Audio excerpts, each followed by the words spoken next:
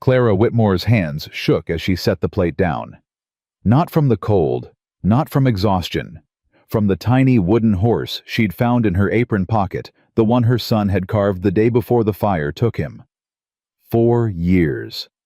4 years of burying her grief in flour and bacon grease.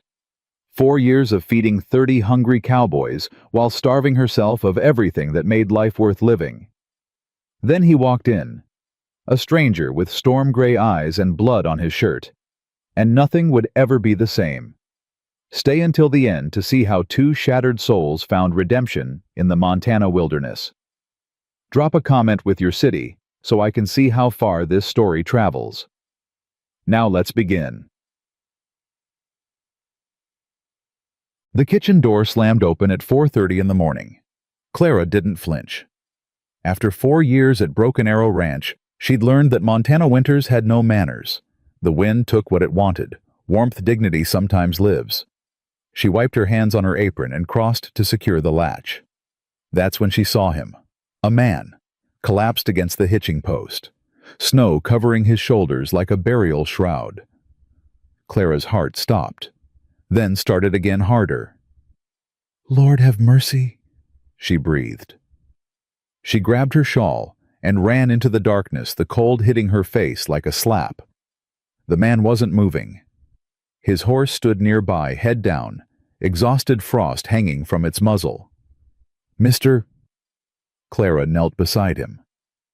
"Mr., can you hear me?" No response. She pulled back his collar and pressed her fingers to his neck. A pulse, weak, but there. "Don't you dare die on my doorstep," she muttered. "I've got enough ghosts already." Getting him inside nearly broke her back. He was tall, 6 feet, maybe more, and solid muscle, despite being half frozen. Clara dragged him through the kitchen door, leaving a trail of snow and something darker. Blood.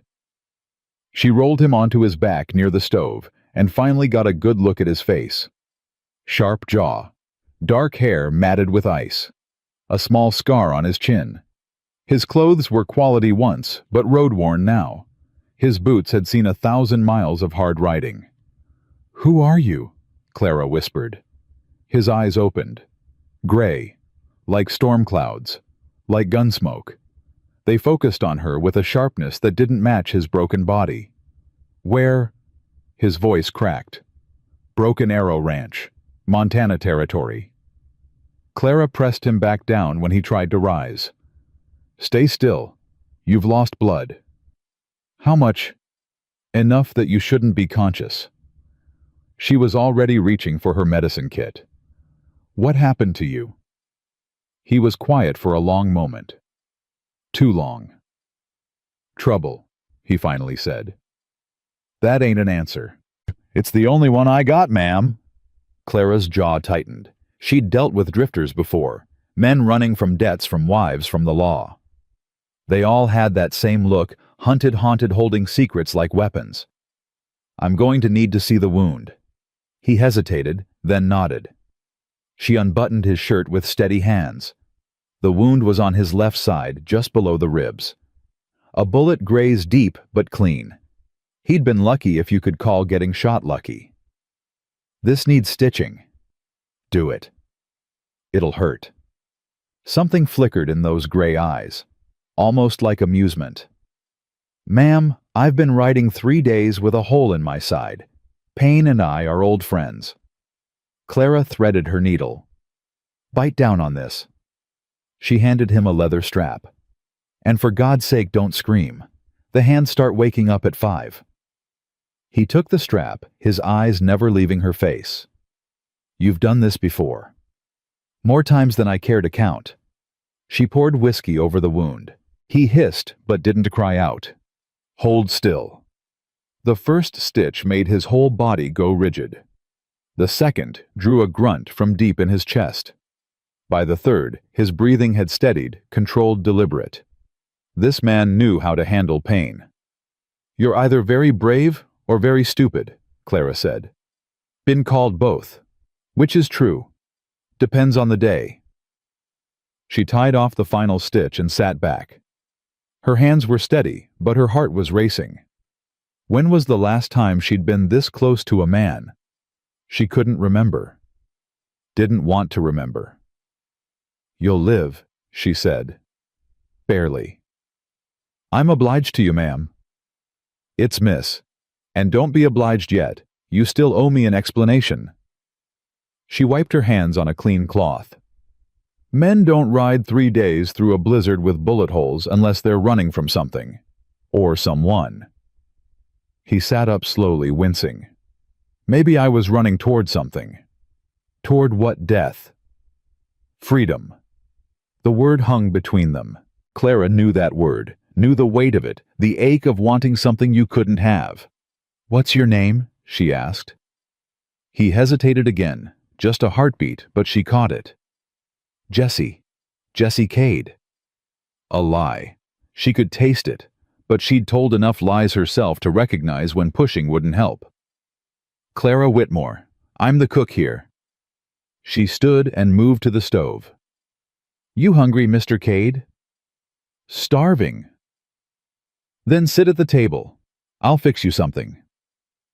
She felt his eyes on her back as she worked, watching, analyzing.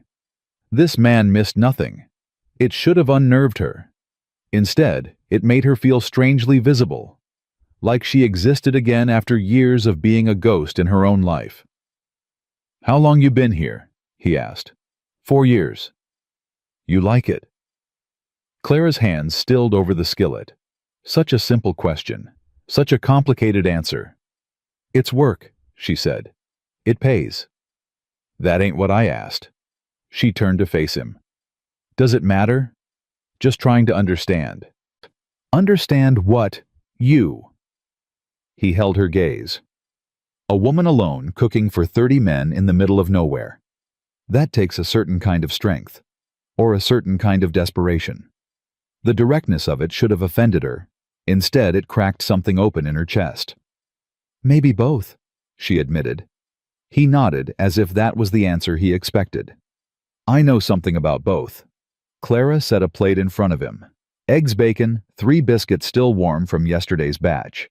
He stared at it like she'd offered him gold. "When's the last time you ate real food?" He picked up a fork. 4 days, maybe 5. "Then eat slow. Your stomach won't thank you otherwise." He took a bite of biscuit and closed his eyes. Something crossed his face, grief maybe, or memory. When he opened his eyes again, they were wet. "My mother used to make biscuits like this," he said quietly. "Used to." "She's been gone a long time." Clara sat across from him, her own coffee cooling between her hands. "I'm sorry. It was a long time ago."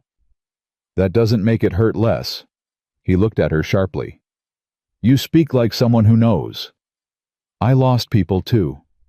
The words came out before she could stop them. She never talked about this. Never. 4 years of silence, and now she was spilling her grief to a stranger with bullet wounds and secrets. "I'm sorry," he said. And somehow, from him, it didn't sound hollow. They sat in silence as he finished eating. Outside, the darkness began to thin, the first gray hints of dawn, creeping across the sky. "The boss will be up soon," Clara said. "Marcus Thornton. He's a fair man. If you're looking for work, I am." "Then be honest with him." She met his eyes. "As honest as you can be, anyway."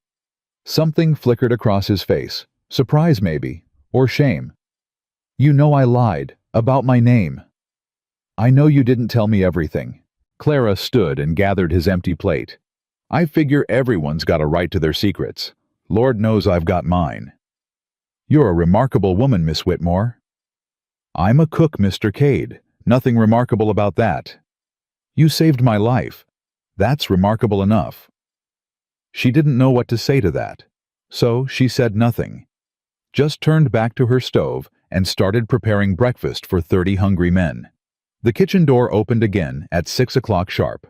Marcus Thornton filled the doorway, 58 years old, built like an oak tree, with a face that had weathered more storms than most men could survive.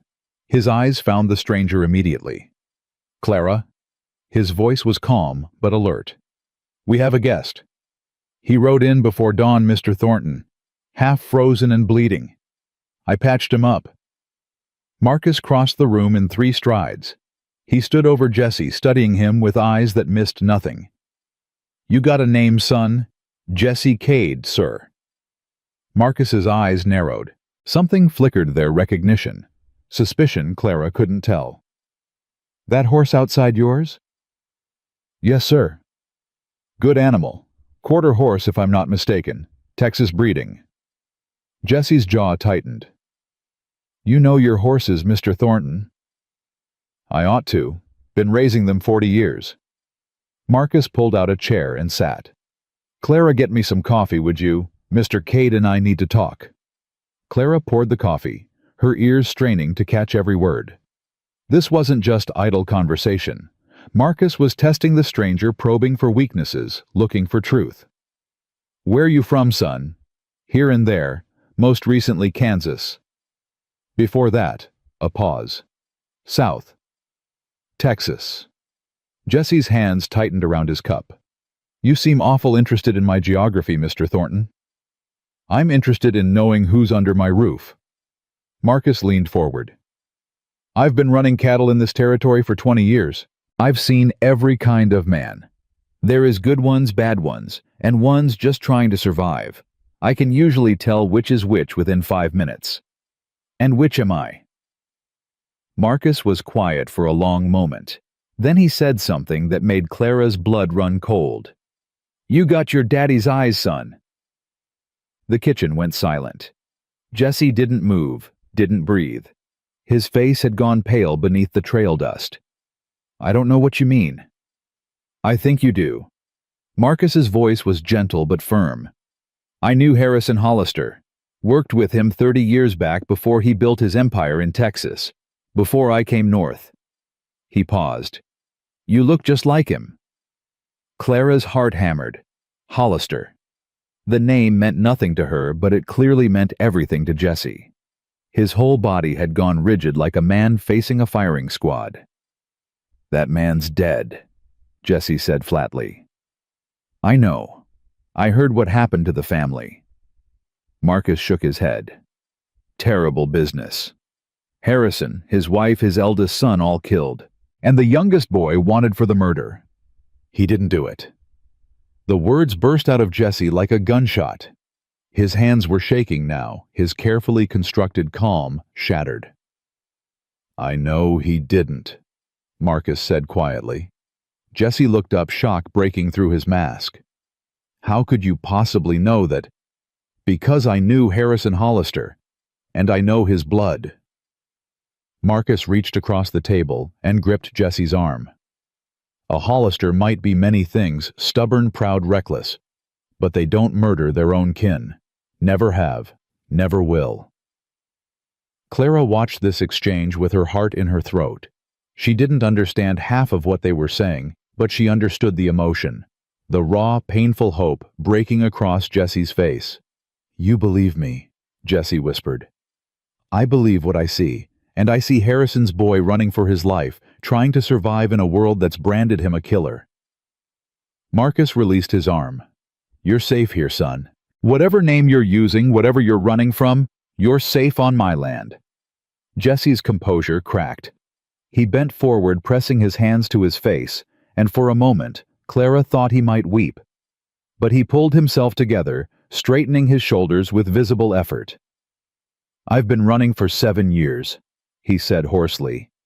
7 years of looking over my shoulder, 7 years of expecting every lawman to put a bullet in my back. Then maybe it's time to stop running. It's not that simple. Silas Crawford, the man who killed my family, he's still out there, still looking for me. And he's got the law on his side. Marcus nodded slowly. Crawford. I've heard that name. Cattle baron down in Texas. Rich as Midas and mean as a rattlesnake. He killed my parents, killed my brother, framed me for all of it. Jesse's voice had gone hard. And someday, somehow, I'm going to prove it. Maybe you will, but not today. Marcus stood. Today you rest. Tomorrow, if you're able, you work. I need men who know cattle and horses. From what I can see, you qualify. You'd hire me. Knowing who I am, what they say I did. I'm hiring Jesse Cade, a drifter looking for honest work. Marcus moved toward the door. Whatever else you might be is your own business, unless you bring trouble to my door. And if Crawford finds me here, Marcus paused, his hand on the doorframe. Then we'll deal with it together. That's what we do at Broken Arrow. We stand by our own. He glanced back. Get some rest, son. Clara will show you where you can sleep. The bunkhouse is cold, but it's warm enough. He left and the kitchen fell silent. Clara realized she'd been holding her breath. She let it out slowly, watching Jesse.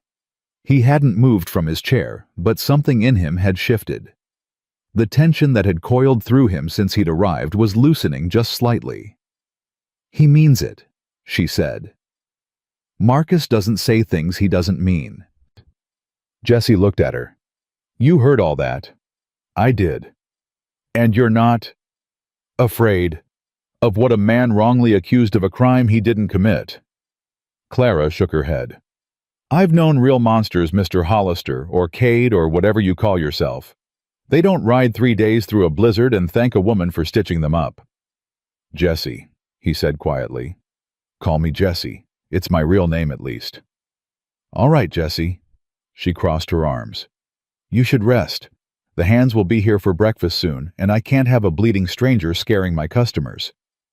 A ghost of a smile crossed his face. You have customers. 30 of them. Every morning, every lunch, every dinner. She grabbed a stack of plates. They're loud, they're messy, and half of them have the table manners of barn animals. But they're mine to feed. You care about them. They're the closest thing I have to family. The words slipped out before she could stop them. Again. What was it about this man that made her say things she'd kept buried for years? Jesse was watching her with those storm gray eyes. What happened to your real family? Clara went still. That's not... I told you my story. Or at least part of it. He stood wincing at the pain in his side, but refusing to show weakness. Seems only fair you tell me yours. It's not the same. Isn't it? He took a step closer, not threatening, just present. We're both running, Clara, both carrying weight that's too heavy to bear alone. I can see it in your eyes. Her throat tightened. You don't know me. I'd like to. 4 words. Simple, direct, and somehow more terrifying than anything she'd faced in 4 years. There's a cot in the storage room, she said, her voice rougher than she intended. Back through that door. You can rest there until you're strong enough for the bunkhouse. Jesse studied her for a moment longer. Then he nodded, accepting her retreat. Thank you, Clara, for saving my life. I told you. Not just the stitching. He paused at the storage room door. For treating me like a man instead of a monster. That's rarer than you know. He disappeared into the back room and Clara stood alone in her kitchen, her hands trembling around the coffee pot. Who was this man? What was he doing to her carefully constructed walls? The door banged open again, the hands arriving for breakfast, and Clara snapped back into motion. Eggs to scramble, bacon to fry, 30 hungry men to feed. But for the first time in 4 years, she found herself thinking about something other than the next meal. She found herself thinking about storm gray eyes and a voice that promised understanding. And that terrified her most of all. The hands ate with their usual chaos, loud conversation, clattering forks, demands for more coffee and more biscuits. Clara moved among them with practiced efficiency, but her mind kept drifting to the man sleeping in her storage room. You all right, Miss Clara? Young Billy McCraw asked, his 17-year-old face full of concern. You seem distracted. I'm fine, Billy. Finish your breakfast. Is it true a stranger came in this morning? Pete said he saw a horse at the hitching post that wasn't ours. There's a new hand resting up. He'll likely start work tomorrow. The table went quiet. 30 pairs of eyes fixed on her. New hand. Tom Mueller, the senior wrangler, frowned. In the middle of winter, that's unusual. Mr. Thornton hired him, that's all I know. Where's he from? I didn't ask. What's his name? Jesse Cade. Tom's frown deepened. Never heard of him. Maybe that's a good thing, Clara said sharply. Maybe it means he's just a man looking for work like the rest of you. The table fell silent. Clara realized she'd been too fierce, too protective. She never defended strangers, never took sides. More coffee, she said, changing the subject. And someone better eat those last biscuits, or I'm giving them to the hogs. After breakfast, the hands filed out to start the day's work. Clara cleaned up alone as always, but she found herself listening for sounds from the storage room. Once, she thought she heard movement. Once, a muffled groan. But she didn't go to check. The man needed rest more than he needed her hovering. It was nearly noon when Jesse emerged. He looked better, still pale, still favoring his left side, but his eyes were clearer and his movements more certain. How do you feel? Clara asked. Human again. He settled into a chair at the table. Mostly. Hungry. Always. She fixed him a plate from the lunch she'd prepared. Cold cuts, bread pickles from the cellar. Simple food, but his eyes lit up like she'd offered him a feast. You're a miracle worker, Clara Whitmore. I'm a cook. Same thing to a starving man. They ate in comfortable silence. Or rather, he ate, while Clara pretended to eat, watching him over the rim of her coffee cup. Can I ask you something? She said finally. You can ask, might not answer. Fair enough. She set down her cup. What really happened to your family? You said this Crawford killed them, but why? What would make a man murder an entire family? Jesse stopped eating. His jaw worked, muscles clenching beneath the stubble. Land, he said finally. Greed. Hate. He pushed his plate away. My father owned 50,000 acres in Texas. Prime cattle country. Crawford wanted it bad enough to kill for it. But killing your family wouldn't give him the land. No, that took lying. Jesse's voice had gone hard bitter.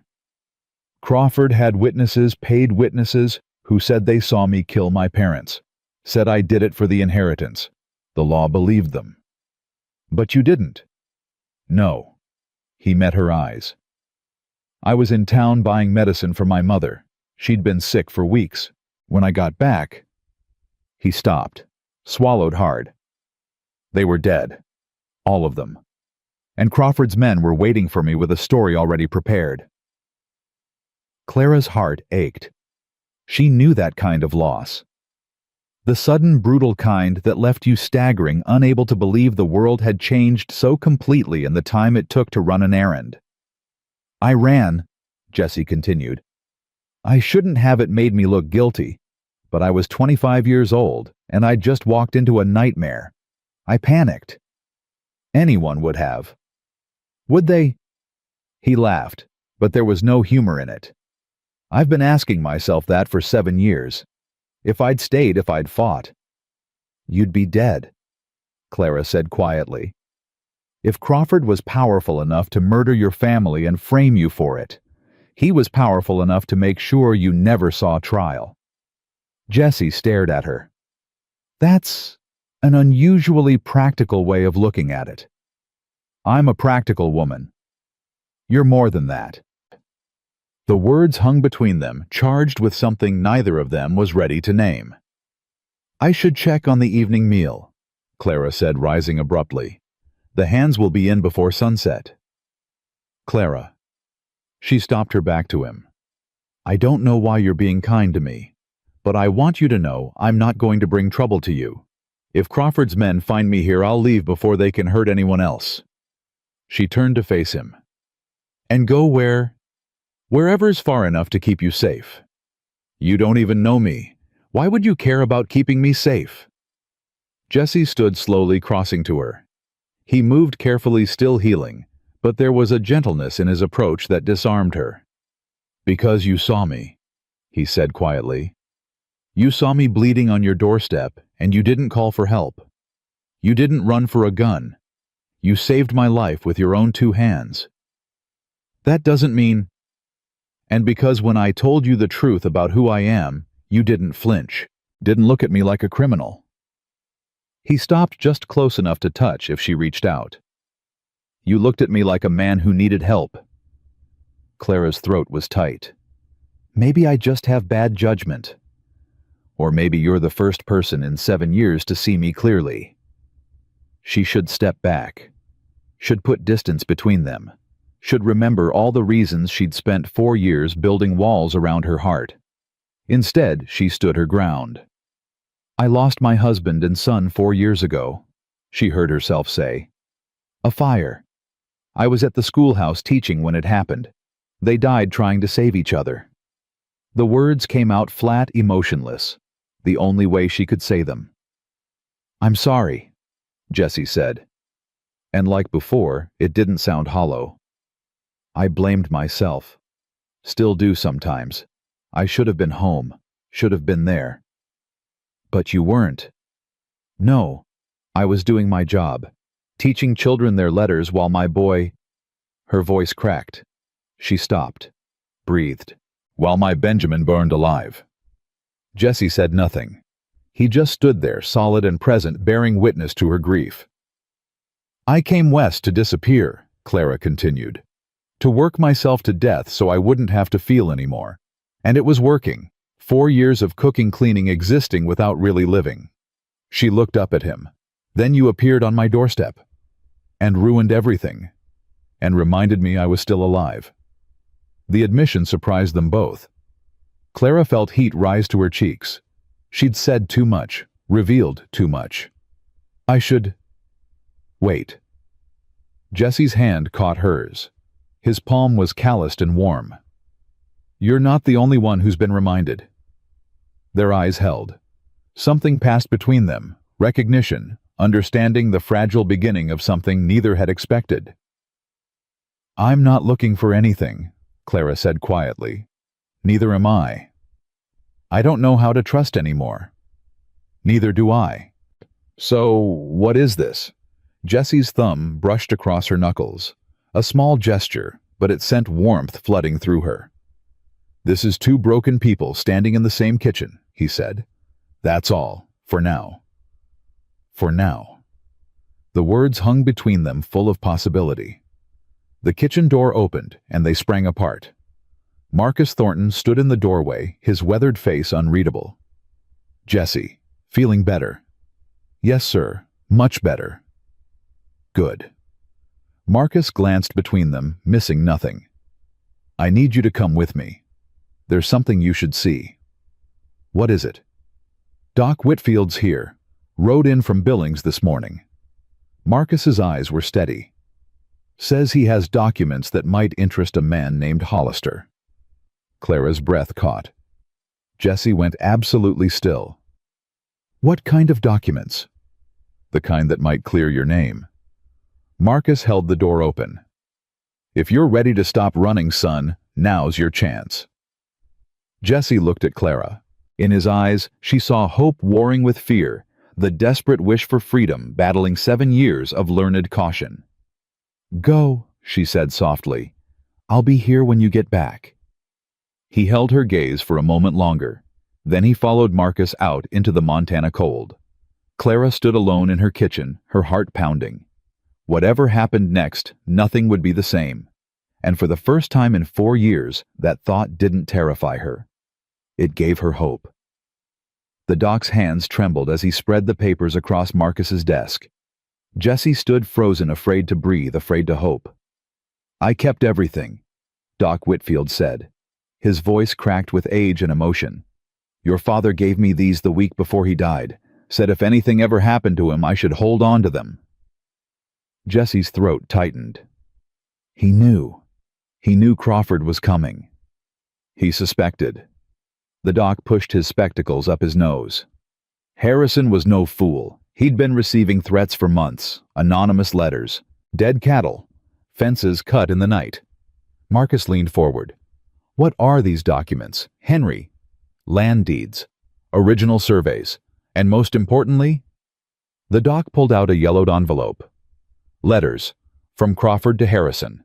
Threatening letters, demanding he sell the land or face consequences. Jesse's hands shook as he reached for the envelope. The handwriting was familiar. He'd seen it on wanted posters with his own face. "This proves Crawford had motive," he said hoarsely. "It proves more than that." Doc Whitfield pulled out another paper. "This is a sworn statement from Crawford's former foreman, man named Peters. He came to me 6 months ago dying of consumption, wanted to clear his conscience before meeting his maker." Jesse's heart stopped. What did he say? That he was there the night your family died, that Crawford ordered the killings, that you were never within 10 miles of the ranch when it happened. The room went silent. Jesse felt his knees buckle. He grabbed the desk for support, his vision blurring. 7 years, he whispered. 7 years I've been running. And you had this the whole time. I didn't know where you were, son. The doc's eyes filled with tears. I searched. God knows I searched. But you disappeared so completely I thought maybe Crawford had found you. Thought maybe you were dead. I might as well have been. Marcus's hand gripped Jesse's shoulder. But you're not. You're here. And now we have proof. Proof that won't mean anything if Crawford gets to me first. Jesse straightened, forcing steel into his spine. He's got money, power, half the lawmen in Texas in his pocket. But not all of them. Doc Whitfield gathered the papers carefully. There's a federal marshal in Helena, man named Douglas. He's been investigating Crawford for years. Cattle fraud, land theft, witness tampering. He just never had enough evidence. And now? Now he might. The doc met Jesse's eyes. If you're willing to testify. If you're willing to stop running and fight. Jesse looked at Marcus, at the doc, at the papers that represented 7 years of stolen life. I'm willing, he said quietly, but I need time. Time to heal. Time to figure out how to do this without getting everyone here killed. You've got time, Marcus said. Winter's setting in. Nobody's going anywhere for the next few months. Crawford doesn't know you're here. Yet. Yet. Marcus nodded grimly. So we stay alert. We watch the roads, and we prepare. Jesse turned toward the window. Through the frost-covered glass he could see the cookhouse, could see the warm light spilling from its windows, could see Clara moving past her silhouette, graceful and strong. There are people here I don't want to see hurt, he said quietly. Marcus followed his gaze. A small smile crossed his weathered face. Then we make sure they're not. The days that followed settled into a rhythm Jesse hadn't known in years. He healed faster than expected. Clara's stitching was as good as any doctor's, and by the end of the week, he was working alongside the other hands. The men were wary at first, a stranger in their midst appearing from nowhere in the dead of winter. But Jesse knew how to work, knew cattle and horses better than most men knew their own names. And slowly, grudgingly, the hands began to accept him. You're good with that rope, Tom Mueller admitted one afternoon. They were sorting cattle in the holding pen, breath fogging in the bitter cold. Where'd you learn Texas? Jesse threw another loop clean and precise. Started working cattle before I could walk. Texas, huh? Tom's eyes narrowed. Lot of trouble down in Texas these days. Trouble everywhere if you're looking for it. Tom studied him for a long moment. Then he nodded, some decision made. Fair enough. Just mind you don't bring any trouble here. That's the last thing I want. Young Billy McCraw attached himself to Jesse like a shadow. The boy was eager, reckless, and desperate to prove himself, a combination Jesse remembered all too well from his own youth. Teach me that rope trick, Billy begged after watching Jesse lasso a runaway calf. The one where you throw from the saddle. It's not a trick. It's practice. Then let me practice. Jesse looked at the boy's earnest face, 17 years old, full of fire and foolishness, reminded him painfully of his brother at that age. All right, he said. But you listen to every word I say. No showing off. No taking risks. Understand? Yes, sir. And don't call me sir. Makes me feel old. Billy grinned. Yes, Jesse. They practiced for an hour every day after the regular work was done. Jesse was patient, correcting Billy's grip, adjusting his stance, teaching him to read the movement of cattle before they made it. "You're a natural," Jesse told him after Billy finally made a clean throw. "Just need to slow down, think before you act." "That's what my ma always says." "Your ma sounds like a smart woman." "She is." Billy coiled his rope carefully. "She sent me here to learn to be a man. Said the ranch would teach me things she couldn't." "What things?" "How to work hard, how to take responsibility." Billy's young face grew serious. "How to be someone worth respecting." Jesse felt something twist in his chest. "You're already someone worth respecting, Billy. Just need to believe it yourself." The boy ducked his head, embarrassed, but pleased. "You really think so?" "I know so." From across the yard, Clara watched them. She'd been watching Jesse all week, telling herself it was just curiosity, just concern for a wounded man she'd helped. But it was more than that, and she knew it. She watched him work with Billy, patient and kind. Watched him help the older hands with tasks too heavy for aging backs. Watched him treat the horses with a gentleness that spoke of deep respect for the animals. This was not a murderer, not a monster. This was a good man caught in impossible circumstances. And God help her, she was falling for him. "You're staring again." Clara jumped. Sarah McCraw stood beside her, a knowing smile on her weathered face. "I'm not staring." "Honey, you've been staring at that man for 3 days straight." Sarah nudged her with an elbow. "Not that I blame you. He's easy on the eyes." "Sarah. And he stares right back, you know, when you're not looking." Sarah's smile softened. "It's nice to see, Clara. Nice to see you coming back to life." "I don't know what you mean." "Yes, you do." Sarah took her hand. 4 years is a long time to grieve alone. Thomas wouldn't want you to spend the rest of your life in that kitchen hiding from the world. Clara's throat tightened. "You don't know what he'd want." "I know he loved you, and I know love wants the beloved to be happy." Sarah squeezed her hand. "Whatever you're feeling for that man, don't run from it. Life's too short for running." She walked away, leaving Clara alone with her thoughts. That evening, Jesse appeared at the cookhouse door while Clara was cleaning up after dinner. The hands had gone the kitchen quiet, except for the crackle of the fire and the clink of dishes in the wash basin. "Need help?" Clara didn't turn around.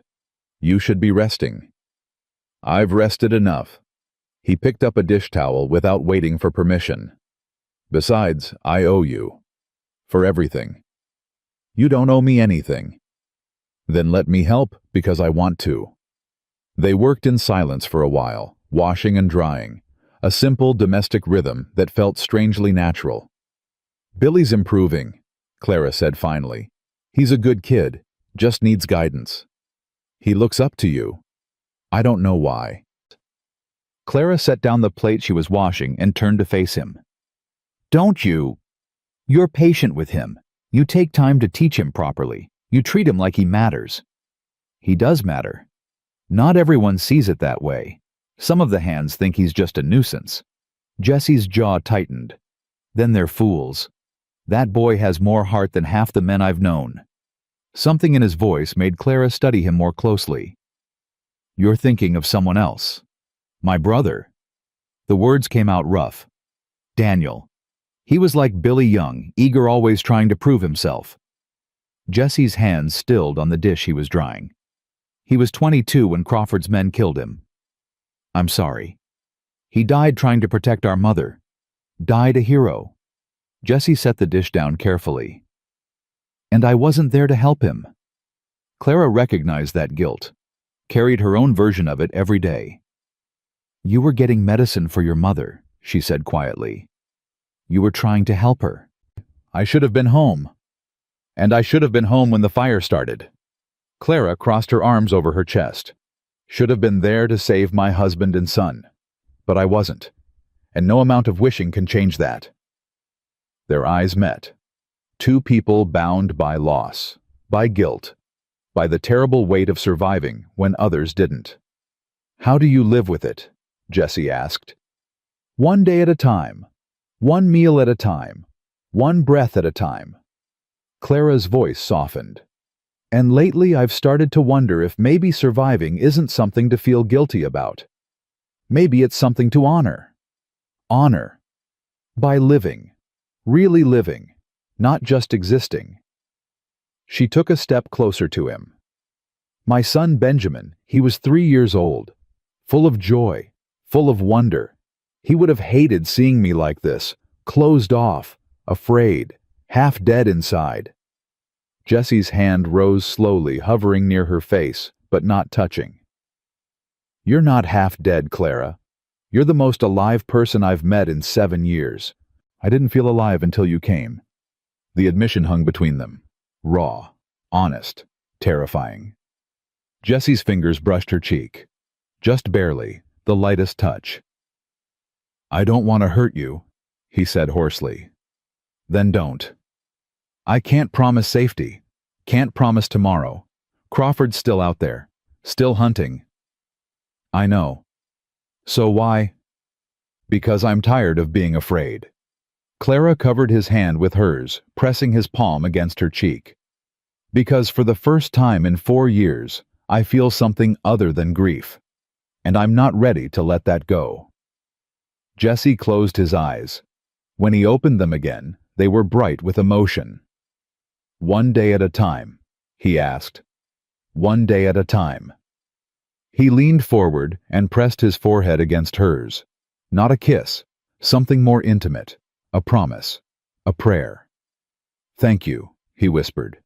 "For what? For seeing me. For believing in me. For reminding me that there's something worth fighting for." They stood like that for a long moment, breathing together, hearts beating in tandem. Then the kitchen door opened and they stepped apart. Billy stood in the doorway, his young face pale with excitement. "Jesse, you need to come quick. There's a stranger in town asking questions about you." The blood drained from Jesse's face. "What kind of questions?" "Asking if anyone's seen a man matching your description. Tall, dark hair, scar on his chin." Billy swallowed hard. "Offering money for information." Jesse's jaw set like stone. "How much money?" $500. The room went cold. Clara felt ice flood her veins. "That's the bounty," Jesse said flatly. "Crawford's bounty." "What do we do?" Billy asked. "We stay calm." Jesse's voice was steady, but Clara could see his hands trembling. "Did anyone in town tell him anything?" "Don't think so. Folks around here don't trust strangers asking questions. But Jesse—" Billy's voice cracked. "He's not alone. There are 3 of them, armed to the teeth. They look like trouble." "They are trouble." Jesse turned to Clara. "I need to leave. Tonight. Before they trace me here." "No." The word came out before Clara could stop it. Jesse stared at her. "Clara." "No, you're not running again." She grabbed his arm, her grip fierce. "You've been running for 7 years. It hasn't solved anything. It won't solve this. If I stay, people could get hurt. You could get hurt. And if you leave, you'll spend the rest of your life looking over your shoulder." Clara's eyes blazed. "Is that what you want? Is that the life you're fighting for?" "I'm trying to protect you." "Then stay and fight. Stay and let us help you." Jesse looked at Billy, at Clara, at the kitchen that had become more of a home in 2 weeks than anywhere he'd been in 7 years. "I can't ask you to risk—" "You're not asking. We're offering." Clara's voice softened. "That's what family does, Jesse. They stand together. Family." The word hit him like a punch to the chest. He hadn't had a family in 7 years, hadn't let himself want one. But standing here in this warm kitchen with this fierce woman and this brave boy, he realized he'd already found one. "Marcus needs to know," he said finally. "I'll get him." Billy was already moving toward the door. "Stay here, both of you." He was gone before either could respond. Clara turned back to Jesse. "We'll figure this out." "You don't know Crawford. He's relentless. He won't stop until I'm dead." "Then we make sure you don't die." Clara took his hands in hers. "I just found you, Jesse Hollister. I'm not losing you now." He stared at her, this woman, who had every reason to protect herself to stay safe to avoid trouble. Instead, she was standing with him, fighting for him. "Why?" he asked. "Why risk everything for a man you barely know?" "Because I know enough." Clara squeezed his hands. "I know you're kind. I know you're brave. I know you're carrying guilt that isn't yours to carry." Clara. "And I know that when you look at me, you don't see a broken widow going through the motions. You see me. The real me. The one I'd forgotten existed." Jesse pulled her close, wrapping his arms around her, holding her like she was the only solid thing in a world spinning out of control. "I won't let them hurt you," he whispered into her hair. "Whatever happens, I swear it." "I know you won't."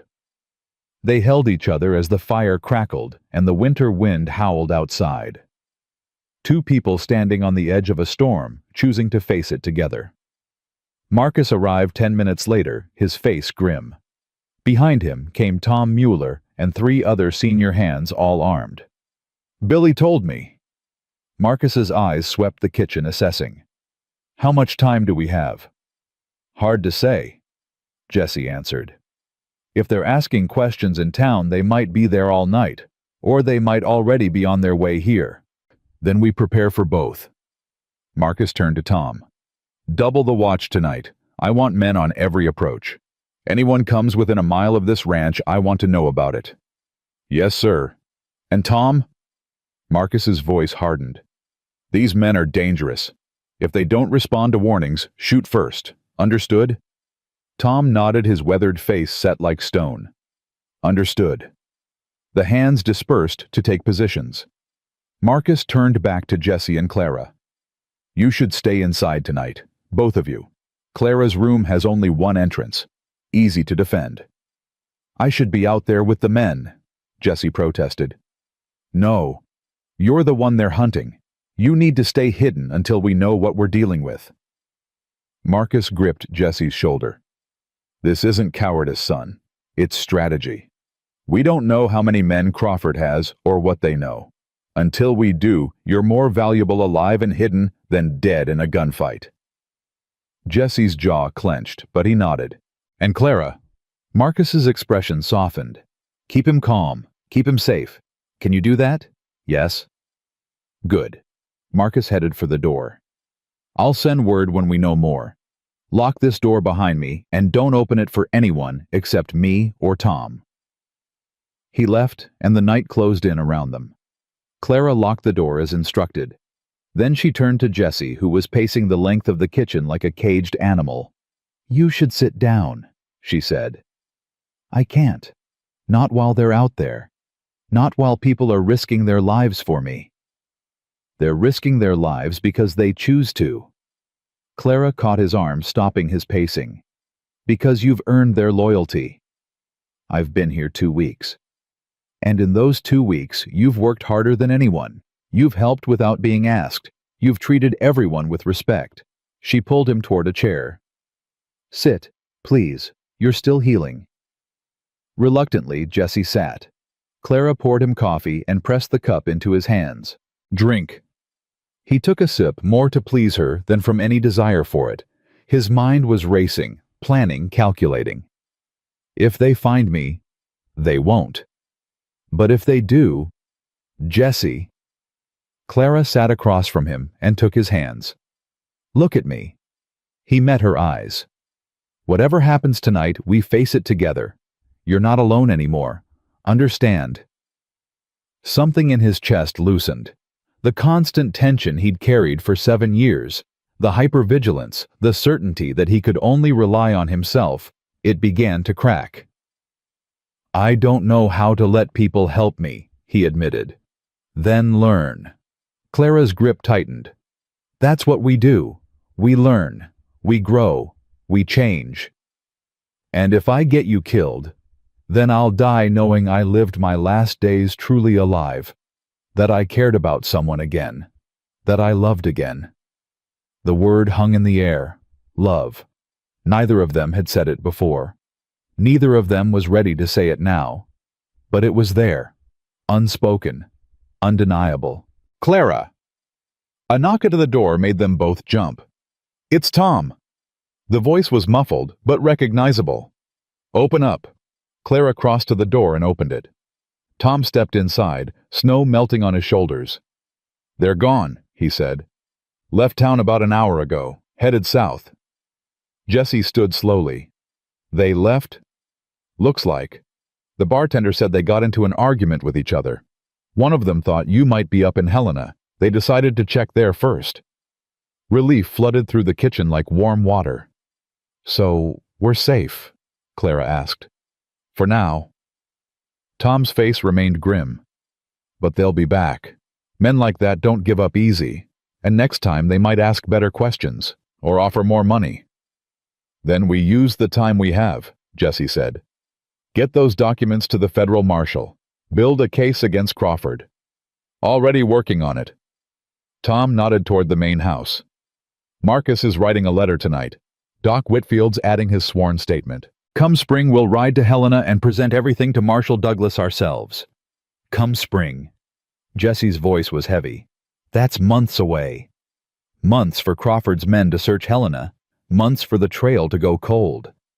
Tom actually smiled. Sometimes winter is a blessing, son. Makes it easier to hide. After Tom left, Clara relocked the door and turned to Jessie. He was standing by the window, staring out at the darkness. She crossed to him and slipped her hand into his. You should sleep, she said. I don't think I can. Then sit with me by the fire. We'll wait out the night together. They settled into chairs by the stove, close enough that their shoulders touched. The kitchen was warm and quiet, the crisis past but not forgotten. Tell me something, Clara said after a long silence. Something good, something from before. Jessie was quiet for a moment. Then, my mother used to sing while she cooked, old hymns, folk songs. She had the most beautiful voice. What was her name? Elizabeth, but my father called her Beth. A ghost of a smile crossed his face. They were married 30 years, still looked at each other like newlyweds. That's beautiful. It was.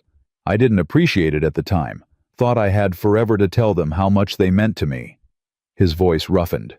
I never got the chance. Clara leaned her head against his shoulder. Tell me about your brother. Daniel was 4 years older than me, stronger, braver, everything I wanted to be. Jessie's arm came around her, pulling her closer. He used to protect me from bullies when I was small, said that's what big brothers were for.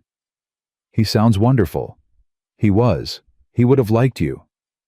Clara smiled. You think so? I know so. He always said I needed someone who could stand up to me, someone with fire. I have fire. You saved a stranger's life without hesitation. You stood up to me when I tried to run. You looked a wanted man in the eye and told him you believed him. Jessie's voice softened. That's more than fire, Clara. That's courage. She lifted her head to look at him. In the firelight, his face was all shadows and angles, but his eyes were warm. I wasn't always like this, she said. Before the fire, I was gentle, soft. Thomas used to say, I was too kind for this world. What changed? Everything. When you lose everything you love in a single day, you either break or you harden. Clara's voice was matter-of-fact. I hardened, built walls, kept everyone at a distance. But not me. No. She reached up to touch his face. Not you. Jessie turned his head and pressed a kiss to her palm. A simple gesture, but it made her heart race. We should wait, he said quietly. Until this is over. Until Crawford is stopped. I know. I don't want to start something I might not be able to finish. I know that too. They sat in silence, hands intertwined, watching the fire burn low. But when it's over, Jesse said finally, when Crawford is gone and my name is cleared, yes. He turned to face her fully. I'd like to take you walking on a Sunday, proper-like, the way a man courts a woman he respects. Clara felt warmth bloom in her chest. I'd like that. And maybe if things go well, one day at a time, she reminded him. Remember, one day at a time. He smiled, and the smile transformed his whole face. But I'm allowed to hope, aren't I? We're both allowed to hope. Outside, the wind howled, and the snow fell. Somewhere out there, dangerous men were hunting. But inside the kitchen, two broken people had found something unexpected. They'd found each other, and that for now was enough. The night passed slowly but peacefully. Jesse dozed in the chair, Clara's hand still in his. She watched him sleep, memorizing the lines of his face, the way his breathing steadied when he relaxed. She hadn't watched a man sleep in 4 years. Hadn't let herself want to. But wanting this felt different. Safe. Right. When dawn finally broke, painting the kitchen in shades of gray and gold, Jesse's eyes opened. He looked at her, and for a moment neither spoke. Then he smiled. Good morning. Good morning. I'm still here. I noticed. He sat up, stretching carefully, mindful of his healing wound. The coffee hot? It can be. Clara rose to tend the stove, and Jesse watched her move through the familiar morning routine. There was something sacred about it, something he hadn't known he was missing. Clara, she turned. Whatever happens next, he said quietly. Whatever Crawford throws at us, I want you to know. The kitchen door burst open. Billy McCraw stood there, wild-eyed and gasping for breath. The cattle, stampede, Tom's hurt. We need help now. Jesse was on his feet before Billy finished speaking. Where? North pasture. Something spooked them. Tom tried to turn the herd and his horse went down. Jesse grabbed his coat and hat. Let's go. Jesse, wait! Clara started, but he was already running. Jesse rode hard through the blinding snow, Billy close behind. His wound screamed with every jolt of the horse, but he pushed the pain down. Tom was hurt. The herd was scattered. Nothing else mattered. They reached the north pasture in minutes that felt like hours. The scene was chaos. Cattle running in every direction, their bellows filling the frozen air. Ranch hands shouting, trying to turn the herd, failing. And there, in the middle of it all, Tom Mueller lay crumpled on the ground, his horse standing nearby, favoring one leg. Get him out of there, Jesse shouted to Billy. I'll turn the herd. Jesse, there's too many. Just do it. Jesse spurred his horse forward into the heart of the stampede. Cattle crashed around him, wild-eyed and terrified. One wrong move and he'd be trampled. But Jesse didn't think about that. He thought about Tom, who'd given him a chance when he didn't have to. He thought about the hands who'd accepted him as one of their own. He thought about Clara waiting back at the cookhouse. He couldn't let them down. Yeah. Jesse swung his rope, cracking it above the lead cattle's heads. Turn, you stubborn, turn. The lead steer hesitated. Then slowly, impossibly, it began to curve. The others followed their momentum, shifting, the deadly straight line becoming a circle. Jesse kept pushing, kept shouting, kept cracking his rope until the herd slowed, then stopped, then stood heaving and confused in the winter cold. Lord Almighty! Someone breathed behind him. Jesse turned. Half the ranch hands had gathered, staring at him with something like awe. I ain't never seen riding like that, old Pete said. Not in 40 years of working cattle. Tom! Jesse's voice was hoarse. How's Tom? Alive, Billy called out. He was kneeling beside the fallen man, pressing cloth to a wound on Tom's head. Busted up but alive, thanks to you getting those cattle turned. Jesse dismounted and crossed to Tom. The older man's eyes were open, focusing with difficulty. Cade, Tom muttered. That was damn fool riding. Got the job done. Yeah. A ghost of a smile crossed Tom's bloodied face.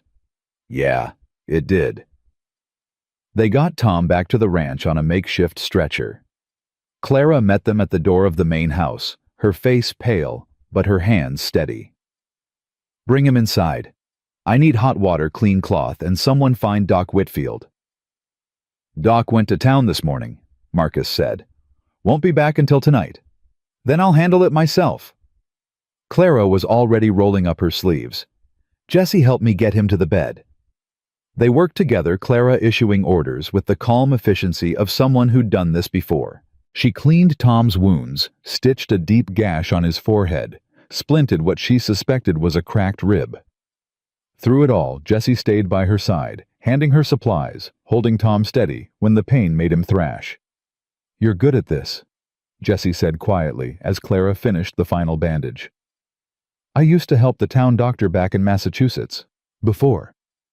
She didn't elaborate. She didn't need to. He'll be all right. Needs rest, but he'll heal. Tom had passed out from the pain, his breathing steady now. Clara covered him with a quilt and stepped back. You saved his life, she said to Jesse. I turned some cattle. You rode into a stampede, alone, without hesitation. Clara's voice cracked. You could have been killed. But I wasn't. That's not the point. Then what is... Clara grabbed the front of his shirt, her fingers twisting in the blood-stained fabric. The point is, I can't lose you. Not now. Not after... She stopped, swallowed hard. Jesse covered her hands with his. You won't lose me. You can't promise that. No, but I can promise I'll fight like hell to stay. He lifted her hands to his lips, pressing a kiss to her knuckles. For you. For this. For the first real home I've had in 7 years. Clara's eyes filled with tears. Jesse. I know we said we'd wait. I know there's danger coming. But Clara? His voice roughened. I don't want to wait anymore. I've spent 7 years waiting. Hiding. Running from everything good because I was afraid it would be taken away. And now? Now I'd rather have one day of something real than a lifetime of nothing at all. He leaned forward slowly, giving her time to pull away. She didn't. Their lips met. Soft at first, tentative. Two people who'd forgotten how to trust learning again. Then Clara's hand slid up his chest around his neck, pulling him closer. The kiss deepened, became something more. Something hungry. Something that had been building since the moment he'd collapsed on her doorstep. When they finally broke apart, both breathing hard, Jesse rested his forehead against hers. I love you, he said. I know it's too soon. I know there's no good reason for you to believe me. But I love you, Clara Whitmore.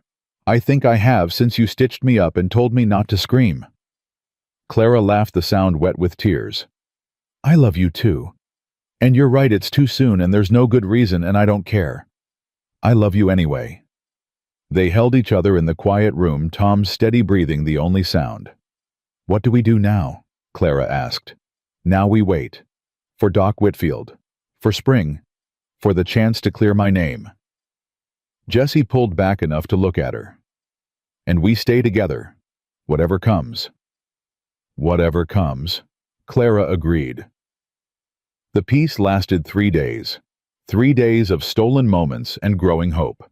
3 days of Jesse working alongside the hands while Clara watched from the cookhouse window. 3 days of evening conversations by the fire hands, intertwined hearts opening. Then the riders came. It was late afternoon when Billy spotted them. 6 men on horseback approaching from the south road. Armed. Dangerous. Moving with purpose. Jesse. Billy burst into the barn where Jesse was grooming his horse. Riders coming. 6 of them. And Jesse. The boy's face was white. One of them is the man from town, the one asking questions. Jesse's blood went cold. Get Marcus. Get the hands armed. And Billy. He grabbed the boy's shoulder. Keep Clara in the cookhouse. Lock the door. Don't let her out no matter what. What about you? I'll be fine. Jesse, go. Billy ran. Jesse finished strapping on his gun belt with hands that didn't shake. He'd known this was coming, had been preparing for it since the night Crawford's men appeared in town. Now it was here. He walked out of the barn to find Marcus already in the yard, rifle in hand. The other hands were taking positions, spreading out to cover the approaches. "You should stay hidden," Marcus said quietly. "No, this is my fight. It's all our fight now."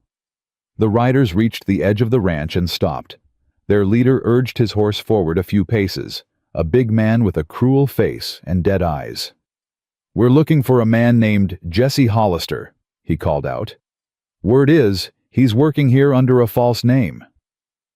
"Don't know anyone by that name," Marcus replied calmly. "That's so." The man smiled, but there was no warmth in it. "Then you won't mind if we search the place?" "Actually, I do mind. This is private property. You've got no authority here." "Authority?" The man laughed. "We've got all the authority we need." His hand moved toward his gun. "I wouldn't do that," Jesse called out, stepping forward into clear view. 6 against 12 aren't good odds, even for Crawford's men. The leader's eyes fixed on Jesse. Recognition flickered across his face. "Jesse Hollister, finally." He spat in the dirt. "You've led us on quite a chase, boy." "I'm not a boy anymore, Harlan, and I'm done running." The man Harlan shifted in his saddle. "Crawford wants you dead, preferably slow.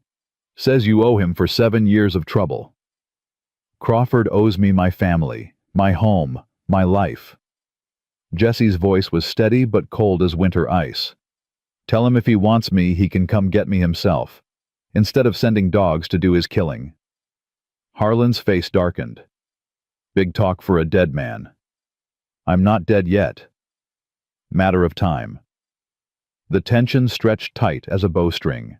Jesse could feel the hands behind him ready to fight. Could feel Clara's eyes on him from the cookhouse window.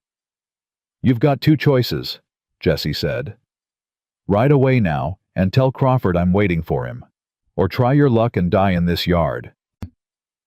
"You think you can take all 6 of us? I think these men behind me won't let you leave alive if you start shooting." Jesse's hand hovered over his gun. "Your choice, Harlan. How do you want to die?"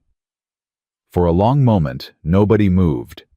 Then Harlan laughed again, but this time there was something uncertain in it. He looked at the armed men surrounding them, at the rifles pointed from barn loft and bunkhouse windows. "This ain't over, Hollister." "I know it isn't. Crawford will come. And when he does, all these people who took you in—" Harlan's smile turned vicious. "They'll burn right alongside you. Then I'll be ready." Harlan held Jesse's gaze for another moment. Then he jerked his head at his men. "Let's go. We got what we came for." They wheeled their horses and rode back the way they'd come, disappearing into the gathering dusk. Nobody relaxed until they were completely out of sight. "They'll be back," Marcus said quietly. "I know. With more men. Maybe Crawford himself." "I know that too." Marcus turned to face Jesse fully. "Then we'd better be ready. And son?" He gripped Jesse's shoulder. "It's time everyone here knew the full truth. Who you really are. What we're really fighting for." Jesse nodded slowly. "Gather the hands. I'll tell them everything." They assembled in the cookhouse, all of them the senior hands, the younger ones, even Sarah McCraw, who'd come to support Clara.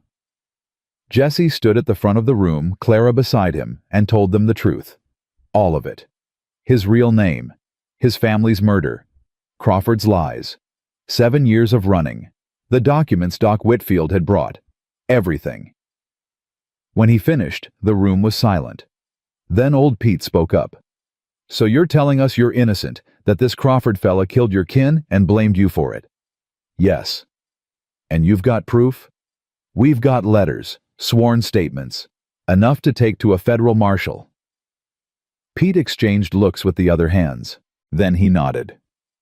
"Well, hell, I figured there was something about you. A man don't learn to ride like that without good breeding." He crossed his arms. "I'm in." In to fight, to stand with you. Pete looked around the room. Any man here got a problem with that? Silence. Then, one by one, the hands spoke up. I'm in. Me too. Crawford's got no right to bring his war to our land. We stand together. Jesse felt his throat tighten. These men didn't know him. Not really. He'd been here a few weeks and they were willing to risk their lives for him. I don't know how to thank you, he managed. Don't thank us yet, Tom Mueller said from the doorway. He was pale and moving carefully, but he was on his feet. Thank us when Crawford's beaten and you're a free man. Tom, you should be resting. I'll rest when I'm dead. Tom limped forward to stand with the others. You saved my life out there, Cade Hollister, whatever you call yourself. Reckon I owe you one. After the hands dispersed to prepare defenses, Jesse and Clara stood alone in the kitchen. She hadn't said a word during his confession, hadn't reacted when he'd revealed the full scope of his past. Clara. You told me you were running from trouble. Her voice was quiet. You didn't tell me you were running from murder charges. I know. You didn't tell me there's a bounty on your head, that dangerous men are hunting you, that being with you could get me killed. I know, Jesse's voice cracked. I should have told you everything from the beginning. I was afraid. Afraid of what? That I'd turn you in, that I'd run, that you'd look at me the way everyone else has for 7 years, like a monster, like something to be feared. Clara was silent for a long moment. Jesse's heart hammered in his chest. Then she crossed to him and took his face in her hands. You listen to me, Jesse Hollister. I have looked into your eyes. I have held your hand. I have kissed you and loved you and watched you risk your life for people you barely know. Her voice shook with intensity. You are not a monster. You are the best man I've ever met. Clara, I'm angry that you didn't tell me everything. I'm scared of what's coming, but I am not walking away. Her eyes blazed. You hear me? I am not walking away.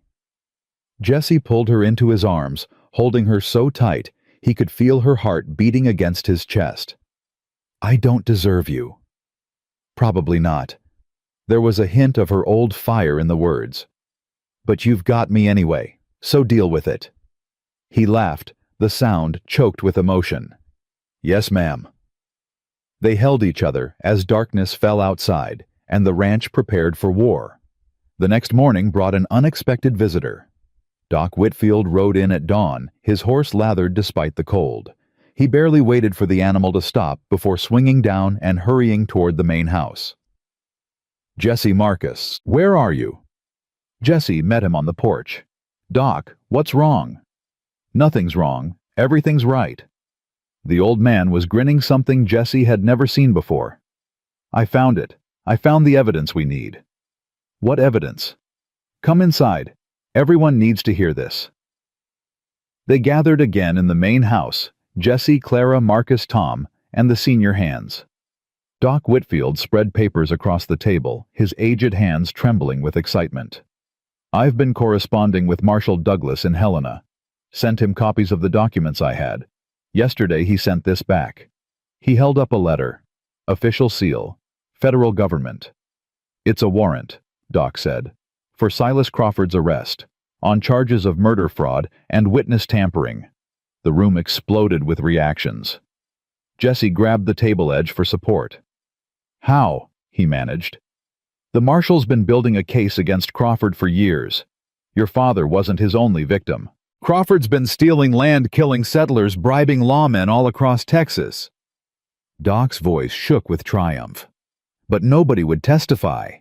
They were all too scared. And now we've got Peter's deathbed confession. We've got your father's letters proving Crawford's threats. And we've got something else. Doc pulled out another document. A witness. A man named Samuel Tucker, former deputy who helped frame you. He came forward last month, says he can't live with the guilt anymore. Jesse's knees gave out. He sank into a chair, staring at the papers like they might disappear. It's over, he whispered. It's really over. Not quite. Marcus's voice was gentle but firm. "Crawford doesn't know about the warrant yet, and he's got men heading here. We need to survive long enough for the marshal to act." "How long?" "Douglas is riding south with a federal posse. Should be here within the week." "A week?" Jesse looked up. "Crawford's men could be back any day." "Then we hold them off." Marcus's jaw set. "We've faced worse odds. We'll face these too." Clara took Jesse's hand, squeezing tight. "1 week. We can survive 1 week. We can survive anything," Jesse said, strength returning to his voice. "Together." The next few days passed in tense preparation. The hands fortified the ranch, setting up defensive positions, stockpiling ammunition, establishing watch rotations. Jesse worked alongside them, his wound nearly healed, now his body strong, his mind focused. This was it. The confrontation he'd been running from for 7 years. But he wasn't running anymore. Clara kept the men fed, kept morale high, kept Jesse grounded when the waiting threatened to drive him mad. "You're going to wear a hole in that floor," she told him one night, watching him pace the cookhouse. "I can't help it." "Come here." She patted the chair beside her. "Sit." He sat. She took his hand. "Whatever happens," Clara said, "I want you to know something. These past weeks with you, they've been the happiest I've had since I lost Thomas and Benjamin." "Clara, let me finish." She squeezed his hand. "I was dead inside when you came here, going through the motions, existing but not living. You changed that. You changed me too. Then we saved each other." She smiled that rare smile that transformed her whole face. "Seems like a good foundation for a future." "If we have a future." "We will." Her voice was fierce. "We will, Jesse, because I refuse to accept any other outcome." He leaned forward and kissed her, soft, sweet, full of promise. "I love you," he said. "I love you too." They sat together by the fire hands, intertwined hearts beating in tandem. Tomorrow would bring danger. Tomorrow would bring fear. But tonight, there was just the two of them, and the knowledge that whatever came, they would face it together. The storm finally broke on the 6th day. Billy spotted them first, a cloud of riders approaching from the south. Not 6 this time, at least 20. "They're here!" he shouted, running for the main house. "They're here!" Jesse was already moving, grabbing his rifle, checking his pistol. Around him, the hands took their positions, faces grim, weapons ready. "Clara," he said, turning to her, "get to the cellar. Don't come out until—" "No." "Clara, please." "I said no." She grabbed a rifle from the rack by the door. "I can shoot. I can help. If something happens to you, then we'll face it together." She met his eyes, fierce and unafraid. "Isn't that what you said?" Jesse stared at her. This woman who'd saved his life, who'd believed in him, who'd loved him despite everything. "Stay behind cover," he said finally. "And for God's sake, be careful." "Same to you." The riders thundered into the yard and stopped. At their head was a man Jesse recognized from 1,000 nightmares. Silas Crawford. Older now, grayer, but with the same cold eyes, the same cruel smile. "Jesse Hollister," Crawford called out. "Thought you could hide from me forever." Jesse stepped forward, rifle in hand. "I stopped hiding, Crawford. Question is, are you ready to face what's coming?" Crawford laughed. "What's coming is your death, and the death of everyone here who helped you. We'll see about that." "Yes." Crawford's smile widened. "We will." He raised his hand, and his men surged forward. The battle for Broken Arrow Ranch had begun. Gunfire exploded across the ranch yard. Jesse dove behind the water trough as bullets splintered the wood above his head. He fired back, saw one of Crawford's men fall, then another. Around him, the ranch hands held their ground rifles, cracking in steady rhythm. "Hold the line!" Marcus shouted from somewhere to his left. Don't let them get past the corral. Jesse risked a glance over the trough. Crawford's men were spreading out trying to flank them. Professional, organized. This wasn't a raid, it was a military assault. "Billy!" Jesse called out. "Cover the east side. They're trying to circle around." "Got it." The boy sprinted toward the barn, rifle in hand, moving with a courage that made Jesse's chest tight. A bullet whizzed past Jesse's ear. He dropped, rolled, came up firing. Another man down, but there were too many. For every one that fell, two more pressed forward. "Jesse!" Clara's voice cut through the chaos. He spun. She was crouched behind a feed cart near the cookhouse. Her rifle raised, her face pale but determined. "I'm fine," she called. "Watch your left." He turned just in time to see a Crawford man rushing him with a knife. Jesse blocked the blade with his rifle twisted and drove his elbow into the man's face. The attacker went down hard and didn't get up. "Clara, get inside!" Jesse shouted. "Not happening!" A bullet caught the feed cart, spraying splinters. Clara ducked, then rose and fired. Her shot took down a rider bearing straight toward her. "Good shot," Jesse breathed. "My father taught me," she called back. "Said a woman in the West needs to know how to defend herself." The battle raged on. Minutes that felt like hours. Jesse lost track of how many shots he fired, how many times he narrowly avoided death. His arms burned, his wound throbbed, but he kept fighting. Then he heard it. A scream. Young. Terrified. Billy. Jesse's blood went cold. He abandoned his cover and ran toward the barn, heedless of the bullets flying around him. He found Billy pinned behind a hay bale, two of Crawford's men closing in on him. The boy's rifle was empty, his face white with fear. "Hey!" Jesse roared. The men spun. Jesse fired twice. Both dropped. "Billy, you hurt?" "No, I ran out of ammunition." "Here." Jesse tossed him a box of cartridges. "Reload. Stay down." "And Billy?" "Yeah. You're doing good, son. Real good." Billy's terrified face steadied. He nodded and began reloading with shaking hands. Jesse turned back toward the main fight, but something made him pause. A figure moving through the smoke. Tall. Deliberate. Coming straight toward him. Crawford. The man who'd murdered his family. Who'd stolen his life. Who'd hunted him for 7 years. Here. Now. Alone. Hollister. Crawford's voice was calm, almost pleasant.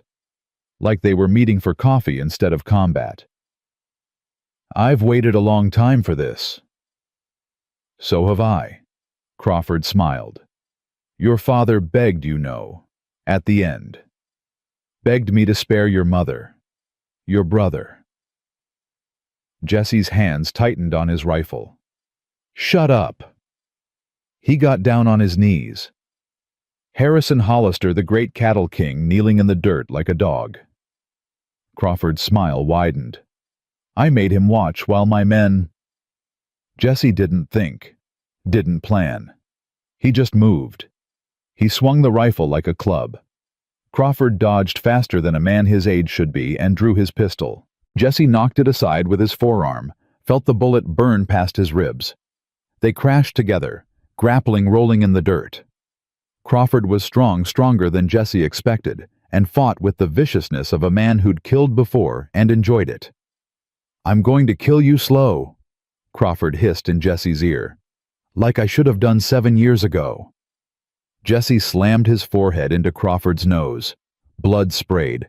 Crawford howled and loosened his grip just enough for Jesse to break free. They faced each other, both breathing hard. Crawford's nose was a ruin, blood streaming down his face. Jesse's side was on fire where the bullet had grazed him. "You should have stayed hidden, boy." Crawford drew a knife from his belt.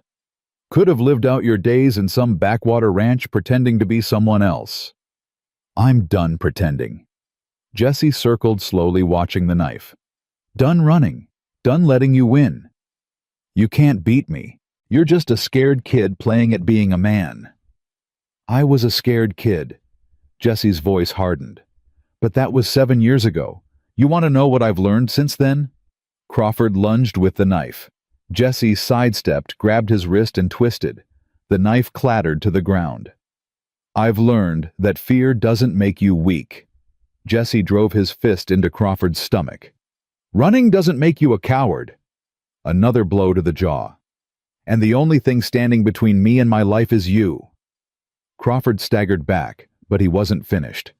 He pulled a derringer from his boot, small, deadly, aimed directly at Jesse's chest. "Any last words, Hollister?" Jesse stared down the barrel. "Yeah. Look behind you." Crawford hesitated. A mistake. Clara's rifle butt connected with the back of his skull with a sound like a melon splitting. Crawford dropped like a stone. Jesse stared at Clara. She was breathing hard, her dress torn, her face streaked with dirt and gunpowder. "Told you I wasn't leaving," she said. "You just saved your life again."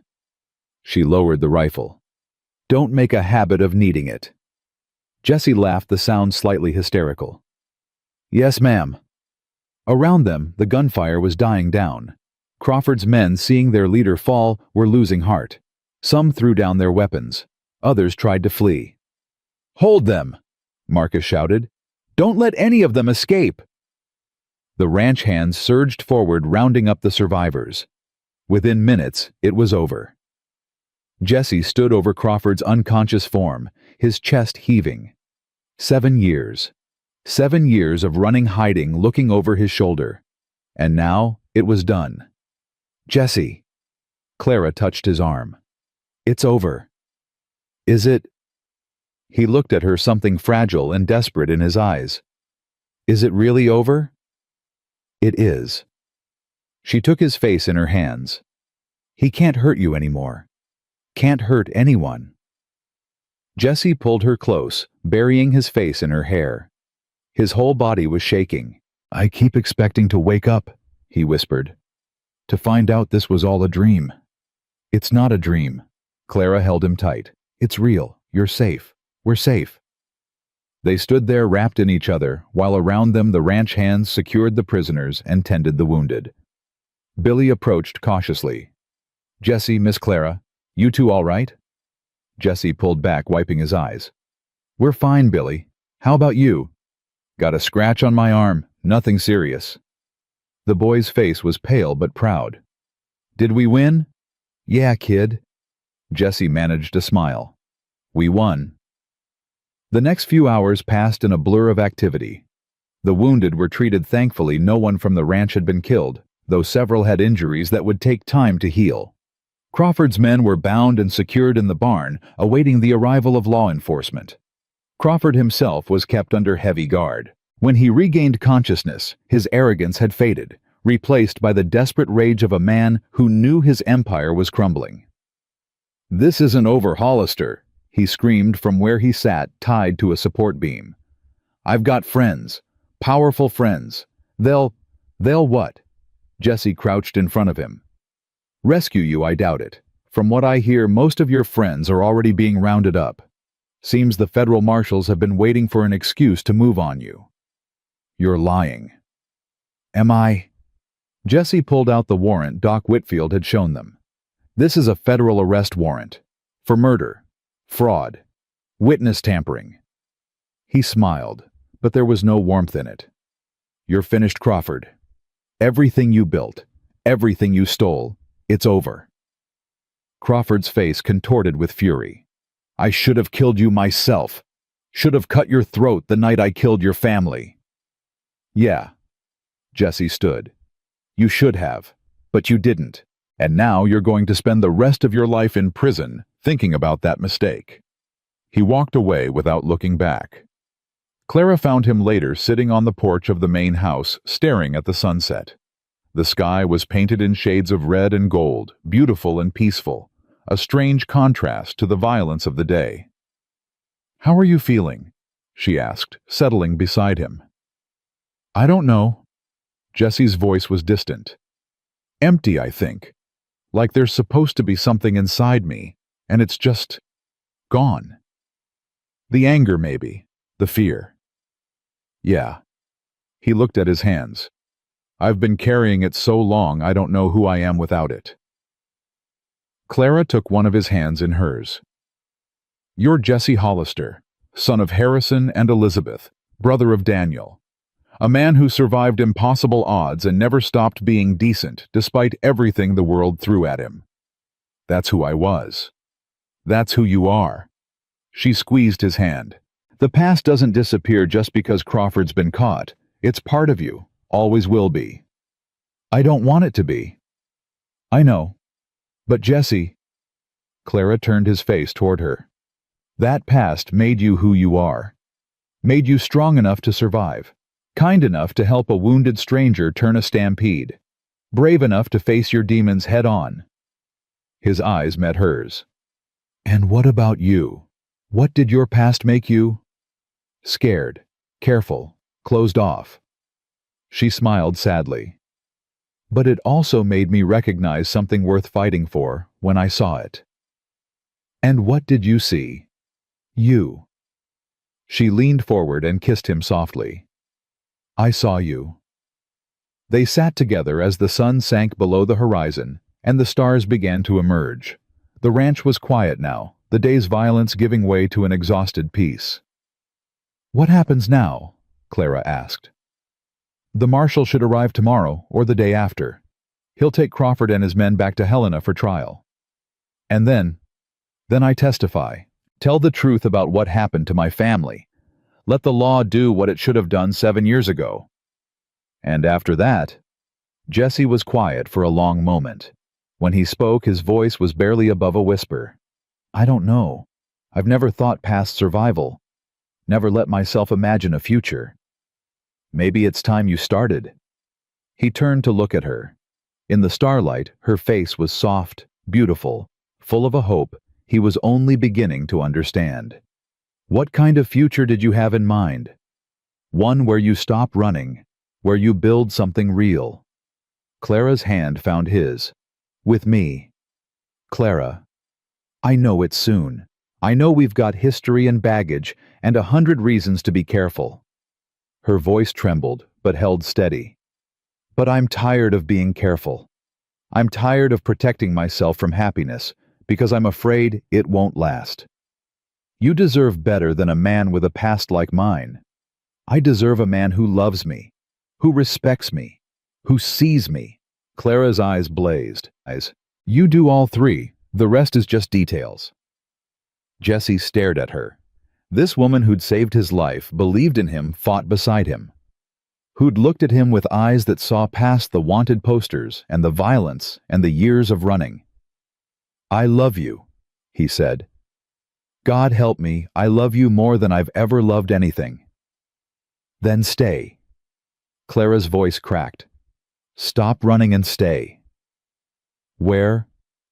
Here, with me. She gestured at the ranch around them. Marcus needs help. The hands respect you. There's a life here, Jesse. A real life. If you want it. If I want it. Jesse laughed, the sound raw with emotion. Clara, I've wanted something like this since I was 15 years old. A home. A family. Someone to belong to. Then take it. She pulled his hand to her heart. It's yours. I'm yours. If you'll have me. Jesse didn't answer with words. He pulled her close and kissed her, pouring 7 years of loneliness and hope and desperate longing into that single act. When they finally broke apart, both were crying. Yes, Jesse whispered. Yes, I'll stay. Yes to all of it. Clara laughed through her tears. Was that so hard? Hardest thing I've ever done. He wiped his eyes. And the easiest. The federal marshal arrived 2 days later, just as predicted. Douglas was a big man with a no-nonsense manner and a reputation for fairness that had preceded him. He rode into Broken Arrow with 6 deputies, took one look at the secured prisoners, and nodded with satisfaction. Jesse Hollister. He approached Jesse with an extended hand. I've been waiting a long time to meet you. Wish it could have been under better circumstances. I wish it could have been 7 years ago. Douglas's grip was firm. Would have saved us both a lot of trouble. They sat down in Marcus's study, and Jesse told his story from the beginning. The marshal listened without interruption, taking notes, occasionally asking for clarification. When Jesse finished, Douglas leaned back in his chair. You know, Hollister, I've been investigating Silas Crawford for 5 years. 5 years of dead ends and silenced witnesses, and evidence that disappeared before I could collect it. I'm sorry I couldn't. Don't apologize. Douglas held up a hand. You were surviving. That's nothing to be ashamed of. He tapped his notebook. But now we've got him. Thanks to your testimony, Doc Whitfield's documents, and Tucker's confession, we've got enough to put Crawford away for the rest of his natural life. What about the murder charges against me? Already taken care of. Douglas pulled a document from his coat. This is a full pardon signed by the territorial governor.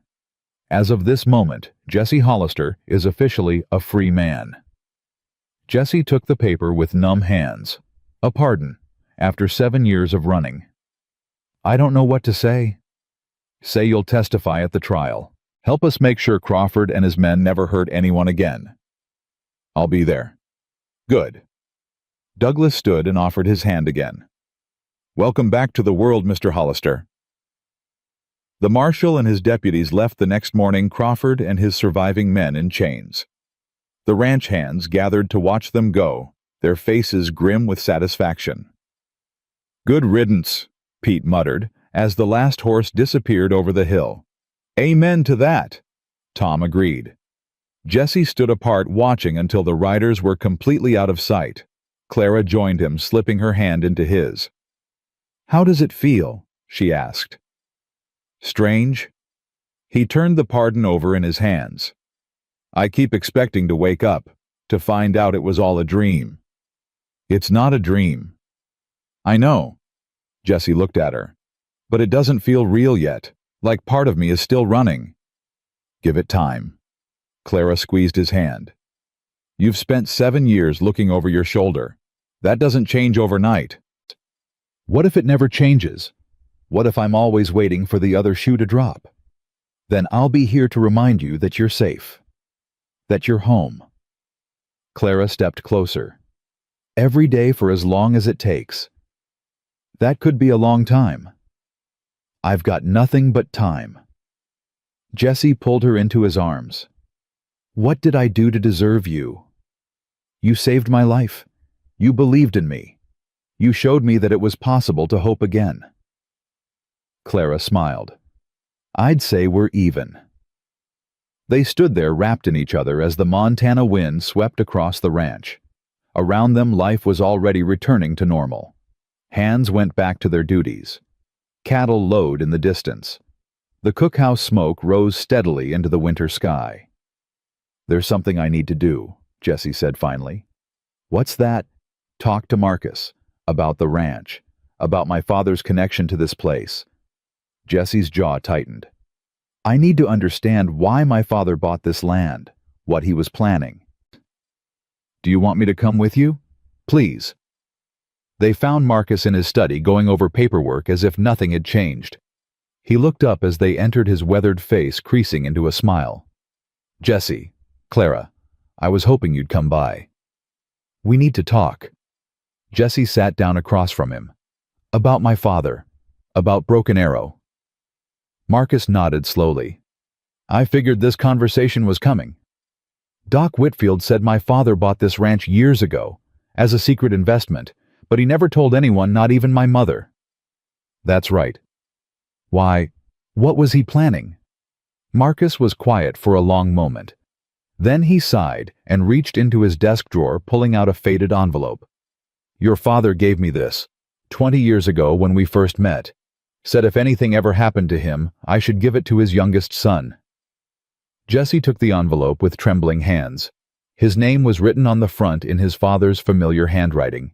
I've kept it safe all these years, Marcus continued. Waiting, hoping you'd eventually find your way here. You knew I'd come. I knew Harrison Hollister's blood would lead you somewhere safe eventually. Didn't know it would be here, but I prayed for it. Jesse opened the envelope and unfolded the letter inside. His father's voice seemed to reach across the years. My dearest Jesse, he read aloud. If you're reading this, then my worst fears have come true. But you survived. I knew you would. You always were the strongest of us, even if you didn't know it.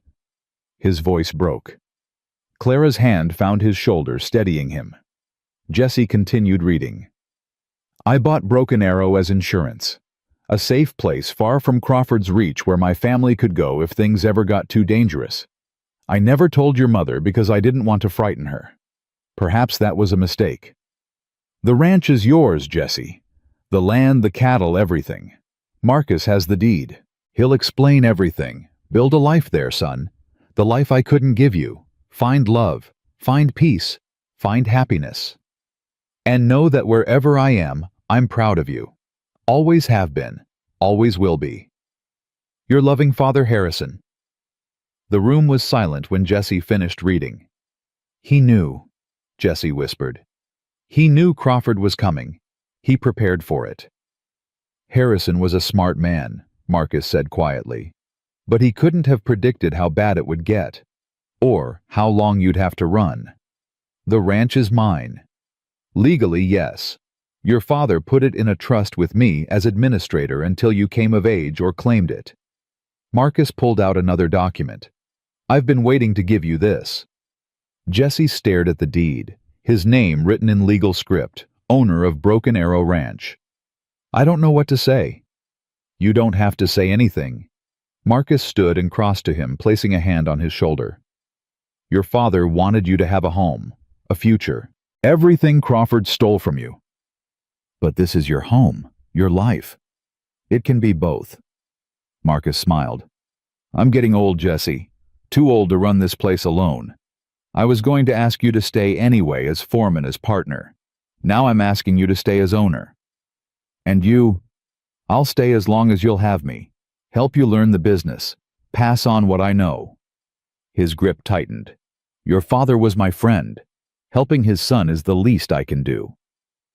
Jesse looked at Clara, at Marcus, at the deed in his hands. A home, a future. Everything he'd lost returned to him in ways he never could have imagined. Yes, he said quietly. I'll stay. Marcus's smile widened. Welcome home, Jesse Hollister. That evening, Jesse walked the perimeter of the ranch alone. He needed time to think, time to process everything that had changed. His ranch, his land, his future. The words still felt foreign, unreal, like they belonged to someone else. He stopped at the eastern fence, looking out at the mountains, silhouetted against the darkening sky. His father had chosen this place, had seen something in this wild, beautiful land worth protecting. I wish you could see it, Pa, Jesse whispered to the wind. I wish you could know that it worked, that I made it. The wind answered with silence, but somehow Jesse felt heard. He stayed there until the stars came out, then walked back toward the main house. Clara was waiting on the porch, a lantern beside her, her face warm with welcome. Find what you were looking for, she asked. I think so. Jesse sat beside her, taking her hand. I was looking for peace, for permission to stop running. And did you find it? Yeah. He smiled, and for the first time in 7 years, it reached his eyes. I think I finally did. They sat together as the night deepened around them. The ranch was quiet now, peaceful in a way that no longer felt like the calm before a storm. This was real peace, earned peace. Clara, Jesse said quietly. Yes. Will you marry me? She turned to look at him, her eyes wide. What? I know it's sudden. I know we haven't known each other long. But I've spent 7 years learning that tomorrow isn't promised. He took both her hands in his. I don't want to waste another day. I want to build a life with you, a family, a future. Jesse, you don't have to answer now. I can wait. I just needed you to know. Yes. He blinked. Yes. Yes, I'll marry you. Clara's smile was radiant, tears streaming down her face. Yes to everything. Yes to all of it. Jesse pulled her into his arms, laughing and crying at the same time. You mean it. I've never meant anything more. Clara pulled back to look at him. I love you, Jesse Hollister. I've loved you since you collapsed on my doorstep and thanked me for saving your life. I'll spend the rest of my days making sure you don't regret it. I know you will. They kissed under the Montana stars, two broken people who'd found healing in each other. Two lonely hearts who'd finally found home. And somewhere, Jesse could almost feel his father smiling. The news of their engagement spread through the ranch like wildfire. By morning, every hand knew. By noon, Sarah McCraw had already started planning the wedding. By evening, the cookhouse was filled with celebration, laughter, and music, and the kind of joy that had been absent from Broken Arrow for too long. To Jesse and Clara, Pete raised his tin cup of whiskey. May your marriage be as strong as Montana winters and as warm as Miss Clara's biscuits. The hands cheered. Clara felt heat rise to her cheeks, but she was smiling, really smiling in a way she hadn't in 4 years. Jesse's arm tightened around her waist. You all right? Better than all right? She leaned into him. I'm happy, Jesse. Genuinely, completely happy. That makes two of us. Billy pushed through the crowd, his young face flushed with excitement. Does this mean you're staying for good, Jesse? You're really not leaving. I'm really not leaving. Jesse ruffled the boy's hair. Looks like you're stuck with me. Good. Billy's grin was enormous. Someone's got to teach me the rest of those rope tricks. The celebration continued late into the night. Jesse watched his friends, his family. He corrected himself. Laugh and joke and toast to his future. These people had risked their lives for him, had stood with him against impossible odds. He still couldn't quite believe it was real. You're doing that thing again, Clara said quietly. What thing? The thing where you look around like you're expecting it all to disappear. Jesse shook his head. Old habits. They'll fade. Clara took his hand. Give it time. How much time? As much as you need. She squeezed his fingers. I'm not going anywhere. The weeks that followed were filled with preparations not just for the wedding, but for the future they were building together. Jesse threw himself into learning the business side of ranching. Marcus was a patient teacher, walking him through accounts, contracts, breeding records, all the details that kept a ranch running. Your father would be proud, Marcus said one afternoon, watching Jesse review the spring cattle projections. You've got his head for numbers. I've got his stubbornness, according to my mother. That too, Marcus smiled. But Jesse, that's not a bad thing. Stubbornness is what kept you alive. What brought you here? I suppose. No supposing about it. Marcus leaned back in his chair. You know what I see when I look at you. I see a man who refused to give up, who held on to hope when there was every reason to let go. His weathered face softened. Your father saw the same thing.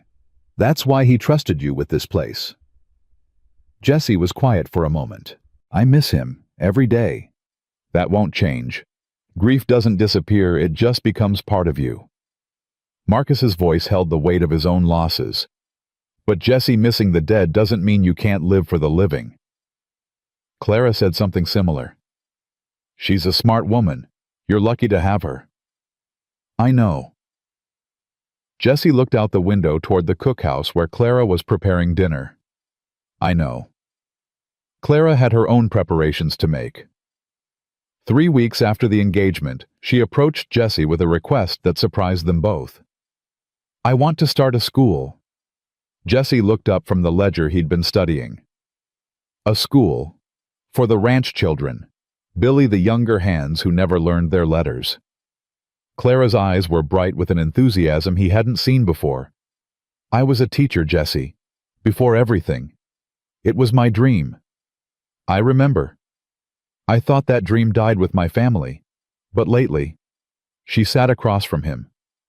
I've been thinking about Benjamin. About what he would have wanted for me. What do you think he'd want? Clara's voice trembled but held steady. He'd want me to be happy, to use my gifts, to help children the way I was supposed to help him. Jessie reached across the table and took her hands. Then do it. Start your school. You mean it. Clara, you've given me back my life. You've given me hope, a home, a future. He smiled. Let me give you something in return.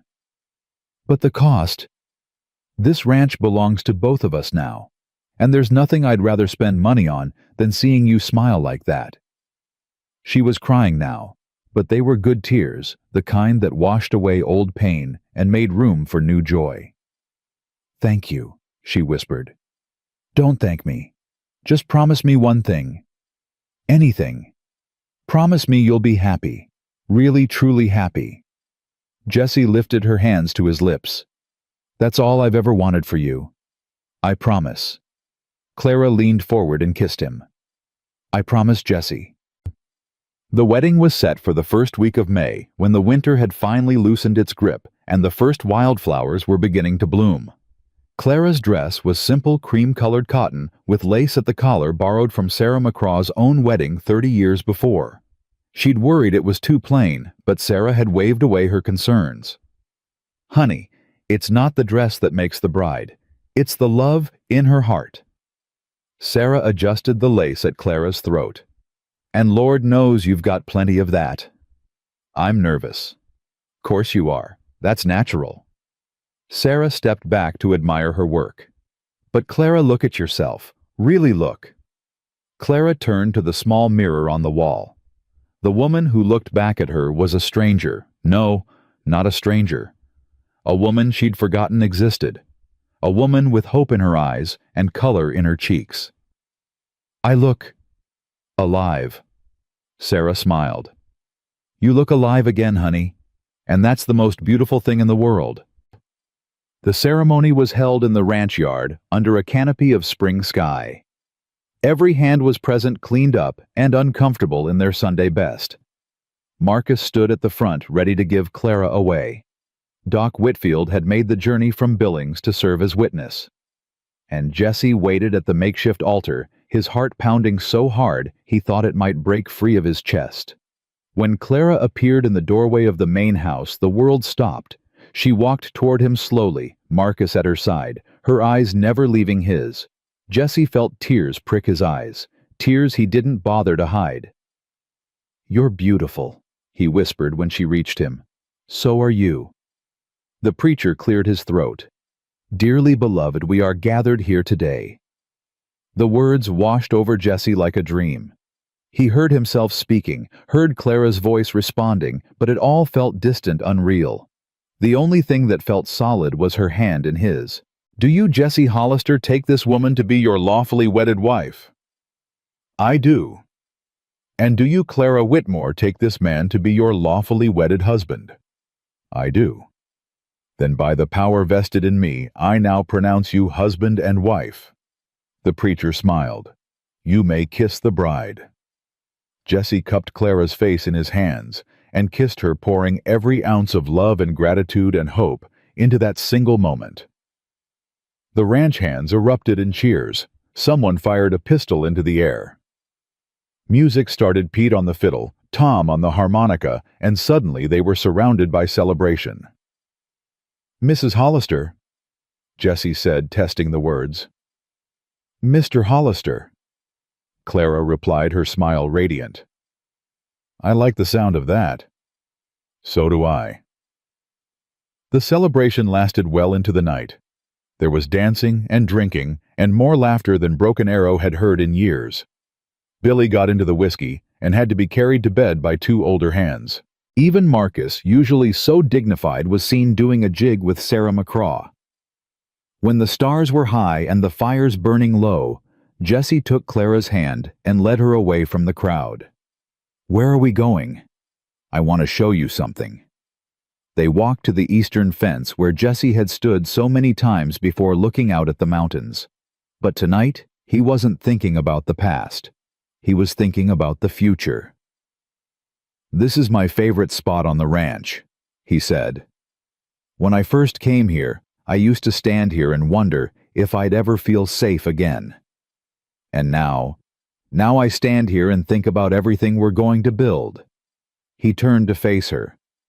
"A home, a family, a life." Clara stepped closer, wrapping her arms around his waist. "A family. If you want one, I do." Her voice was soft, vulnerable. "I thought I'd never be ready to be a mother again, but Jesse, with you, I think I could be." "Then we'll have one, someday, when the time is right." When the time is right. They stood there wrapped in each other as the moon rose over the mountains. Two people who'd lost everything and found each other in the wreckage. Jesse. "Yeah, I'm glad you collapsed on my doorstep." He laughed, the sound warm and free. "So am I." Summer came to Broken Arrow Ranch in a blaze of green and gold. Clara's school opened in June in a corner of the cookhouse that had been converted into a makeshift classroom. She started with 5 students, Billy, 2 younger hands who'd never learned to read, and 2 children from neighboring ranches, whose parents had heard about the new teacher at Broken Arrow. The cat sat on the mat. Billy read slowly, his finger tracing each word. "The cat sat on the mat." "Perfect," Clara beamed at him. "You're improving so quickly, Billy." "Really?" The boy's face lit up. "You think so?" "I know so. Another few months and you'll be reading novels." Jesse watched from the doorway, his heart full. This was Clara, as she was meant to be, passionate, engaged, alive, with purpose.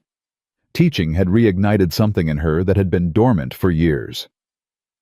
"You're staring again," she said without looking up. "Can't help it.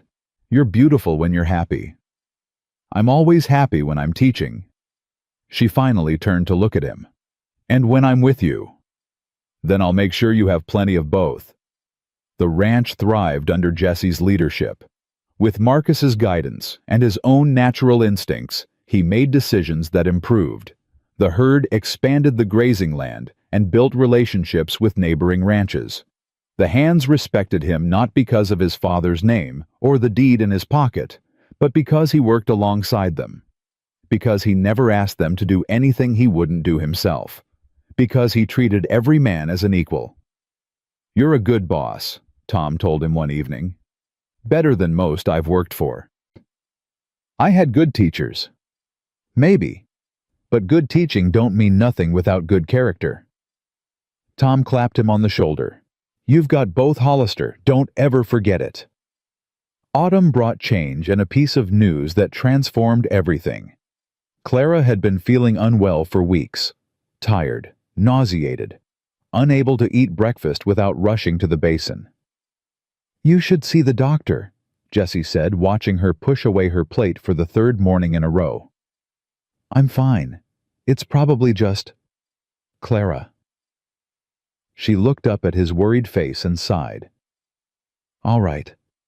I'll ride into town tomorrow." But she didn't need to ride anywhere. Sarah McCraw took one look at her that afternoon and started laughing.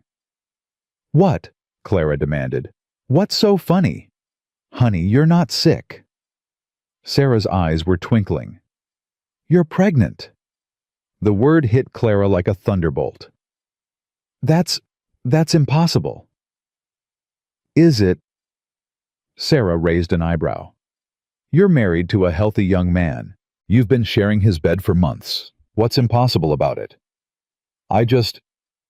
Clara sank into a chair. "I never thought. After Benjamin, I never thought I'd..." "Life has a way of surprising us." Sarah knelt beside her. "How do you feel about it?" Clara was quiet for a long moment. Then slowly a smile spread across her face. "Terrified," she admitted. "And happy.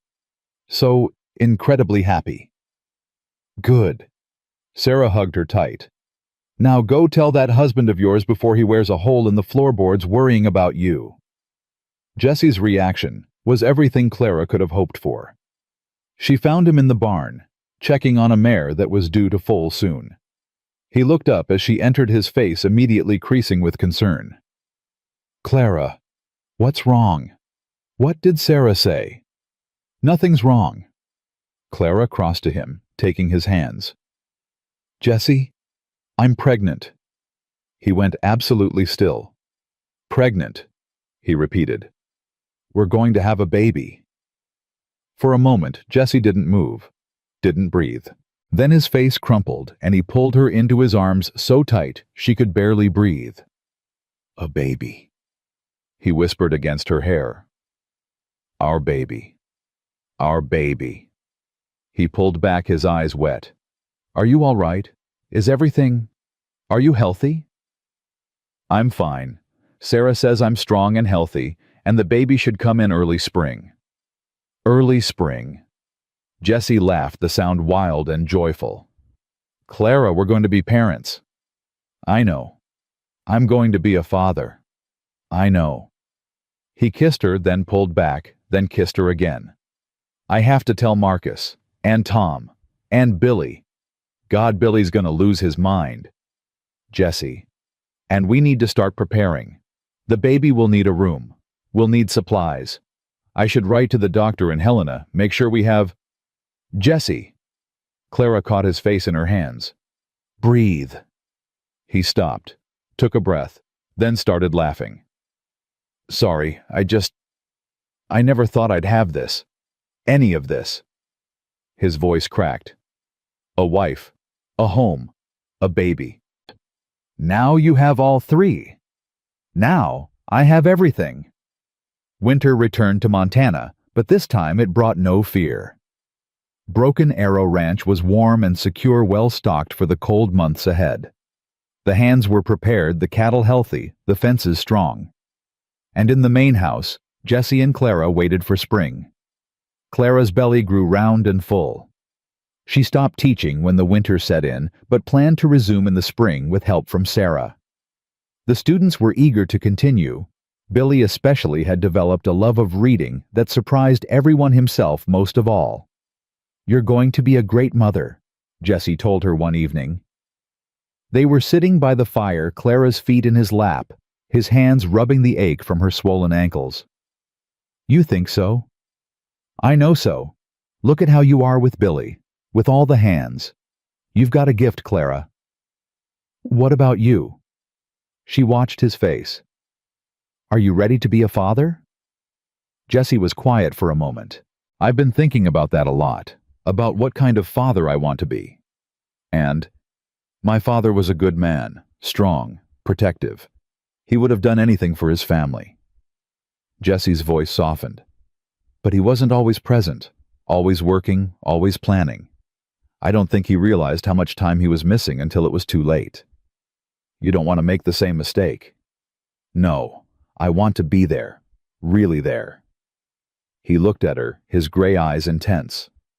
"I want our child to know they're loved, to feel safe, to never wonder if their father cares about them." Clara reached out and touched his face. "They'll know, Jesse. They'll know because you'll show them every day." "I hope so." "I don't hope. I know." She smiled. "You're the best man I've ever met, and you're going to be the best father this baby could ask for." The baby came on a March morning when the snow was just beginning to melt and the first hints of spring were creeping across the land. Clara's labor was long but uncomplicated. Doc Whitfield had ridden out from Billings a week earlier, wanting to be present for the birth. Sarah McCraw served as midwife, her steady hands and calm voice guiding Clara through the hardest hours. Jesse waited outside the bedroom door, pacing until he'd worn a path in the floorboards. The hands took turns sitting with him, offering encouragement, bringing coffee he couldn't drink. "First babies always take the longest," Tom said. "My wife was in labor 14 hours with our firstborn." That doesn't help Tom. Wasn't trying to help, just stating facts. When Clara's final scream gave way to the thin, strong cry of a newborn, Jesse's heart stopped. The door opened. Sarah stood there, her face wreathed in smiles. "It's a girl, Jesse, a beautiful, healthy girl." He pushed past her, barely aware of his own movement. Clara lay in the bed exhausted but radiant, a small bundle cradled in her arms. "Jessie." Her voice was weak but full of joy. "Come meet your daughter." He crossed to the bed on shaking legs and looked down at the tiny face peeking out from the blanket. Dark hair like his, blue eyes that would probably change, but for now looked just like Clara's. "She's perfect," he whispered. "She is." Clara shifted the baby. "Do you want to hold her?" Jessie sat on the edge of the bed and took his daughter into his arms. She weighed almost nothing. So small, so fragile, so completely dependent on him. "Hello," he said softly. "I'm your daddy, and I'm going to spend the rest of my life keeping you safe." The baby made a small sound and nestled deeper into his chest. "She likes you," Clara said. "I like her too." Jesse looked at his wife, tears streaming down his face. "Thank you, Clara. Thank you for this, for everything. Thank you for not giving up, for finding your way here." Clara reached out and touched his face. "For giving me a reason to live again." They sat there, the three of them, as the morning sun streamed through the window. Outside, they could hear the hands celebrating news of the birth had spread quickly, and someone had broken out a bottle of whiskey to toast the new arrival. "We need to name her," Clara said. "I've been thinking about that." Jesse looked down at his daughter's face. "What about Elizabeth, after my mother?" Clara smiled. "Elizabeth Hollister. I like it." "Elizabeth Clara Hollister," Jesse amended. "After both the most important women in my life." "Jesse, it's perfect." He leaned over and kissed her. "Just like you. Just like her. Just like this life we've built." Spring unfolded across Broken Arrow Ranch in a riot of color and new life. The cattle grew fat on fresh grass. The foals were born healthy and strong. Clara's school reopened, and Elizabeth attended every class, gurgling happily from her basket while her mother taught. Jesse watched it all with a sense of wonder that never quite faded. "You're still doing that thing," Clara teased him one evening. They were sitting on the porch, Elizabeth asleep in Jesse's arms, watching the sunset paint the sky. "What thing?" "Looking around like you can't believe it's real." "That's because I can't." Jesse shook his head. "A year ago, I was running for my life, alone, terrified, convinced I'd never know peace. And now? Now I have you, Elizabeth, the ranch, friends, family." He pulled her closer. "Everything I thought I'd lost forever." Clara rested her head on his shoulder. "It wasn't lost, just waiting for you to find it." "I didn't find it. You found me, bleeding on your doorstep with nothing to offer except trouble." "You offered more than you knew." Clara looked up at him. "You offered hope, Jesse. You reminded me that life could be different, that love was still possible. We saved each other." "Yes," she smiled. "We did." They sat in comfortable silence as the stars emerged one by one. Elizabeth stirred in Jesse's arms, made a small sound, then settled again. "What do you think she'll be when she grows up?" Clara asked. "Whatever she wants. A rancher, a teacher, a doctor." Jesse stroked his daughter's dark hair. "She's going to have choices, Clara. Opportunities. Everything we almost lost. She's going to know she's loved. Every single day." Marcus joined them on the porch, lowering himself into a chair with the careful movements of an aging man. He looked at the young family before him and smiled. "Harrison would be proud," he said quietly. Jesse looked up. "You think so?" "I know so. He wanted this for you. A home. A family. A life worth living." Marcus's weathered face softened. "You've honored his memory, son. More than you'll ever know." "I had help." Jesse reached out and gripped the old man's hand. "Thank you, Marcus, for everything. Thank me by being happy, by raising that little girl right, by living the life your father wanted for you." "I will. I promise." The summer passed in a haze of golden days and peaceful nights. The ranch prospered. Elizabeth grew crawling, then standing, then taking her first wobbly steps across the cookhouse floor. And Jesse Hollister, who had once been a frightened boy running from a crime he didn't commit, became the man his father always knew he could be. He worked the land with his own hands. He treated his people with respect and kindness. He loved his wife with a devotion that never wavered. And he held his daughter every night before bed, whispering promises of protection and love. The ghosts of his past didn't disappear. They never would entirely. But they faded, becoming memories rather than wounds, chapters in a story that had found its proper ending. On the first anniversary of their wedding, Jesse took Clara back to the eastern fence, their spot, and they stood together watching the sunset. "Do you remember what you told me when I first arrived?" Jesse asked. "I told you to stop bleeding on my floor." He laughed. "After that?" "I told you that everyone needs help sometimes." Clara leaned into him. "That even the strongest people need someone in their corner." "You were right." Jesse wrapped his arm around her. "I spent 7 years trying to survive alone, thinking that was the only way. But you showed me different. I didn't show you anything you didn't already know. You reminded me then." He pressed a kiss to her hair. "You reminded me that life is worth living, that love is worth risking, that home isn't a place, it's a person." Clara turned to face him, her eyes bright with tears. "Jesse." "You're my home, Clara. You and Elizabeth. This ranch, these people, they matter. But you—" His voice cracked. "You're everything." She pulled him close, holding him tight as the sun sank below the mountains. "I love you," she whispered. "I love you too. Always have. Always will." They stood there until the stars came out, two people who had found each other in the darkness and walked together into the light. Behind them, the ranch settled into evening quiet. In the main house, Elizabeth was sleeping peacefully, watched over by Sarah McCraw. The hands were in the bunkhouse playing cards and telling stories. Marcus sat on the porch smoking his pipe, content in the knowledge that everything he'd built would be in good hands. And at the eastern fence, Jesse and Clara Hollister held each other and watched the stars emerge. They had survived loss. They had survived grief. They had survived 7 years of running and 4 years of hiding, and the kind of pain that breaks most people. But they had also found each other, found love, found home, and in the end, that was all that mattered.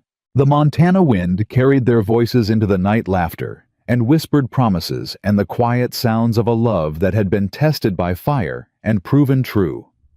Tomorrow would bring new challenges, new joys, new chapters in a story that was only beginning. But tonight, there was peace. Tonight, there was home. Tonight, two broken people stood together under the stars and knew finally, completely without doubt, that they had found exactly where they belonged. And that was more than enough. It was everything.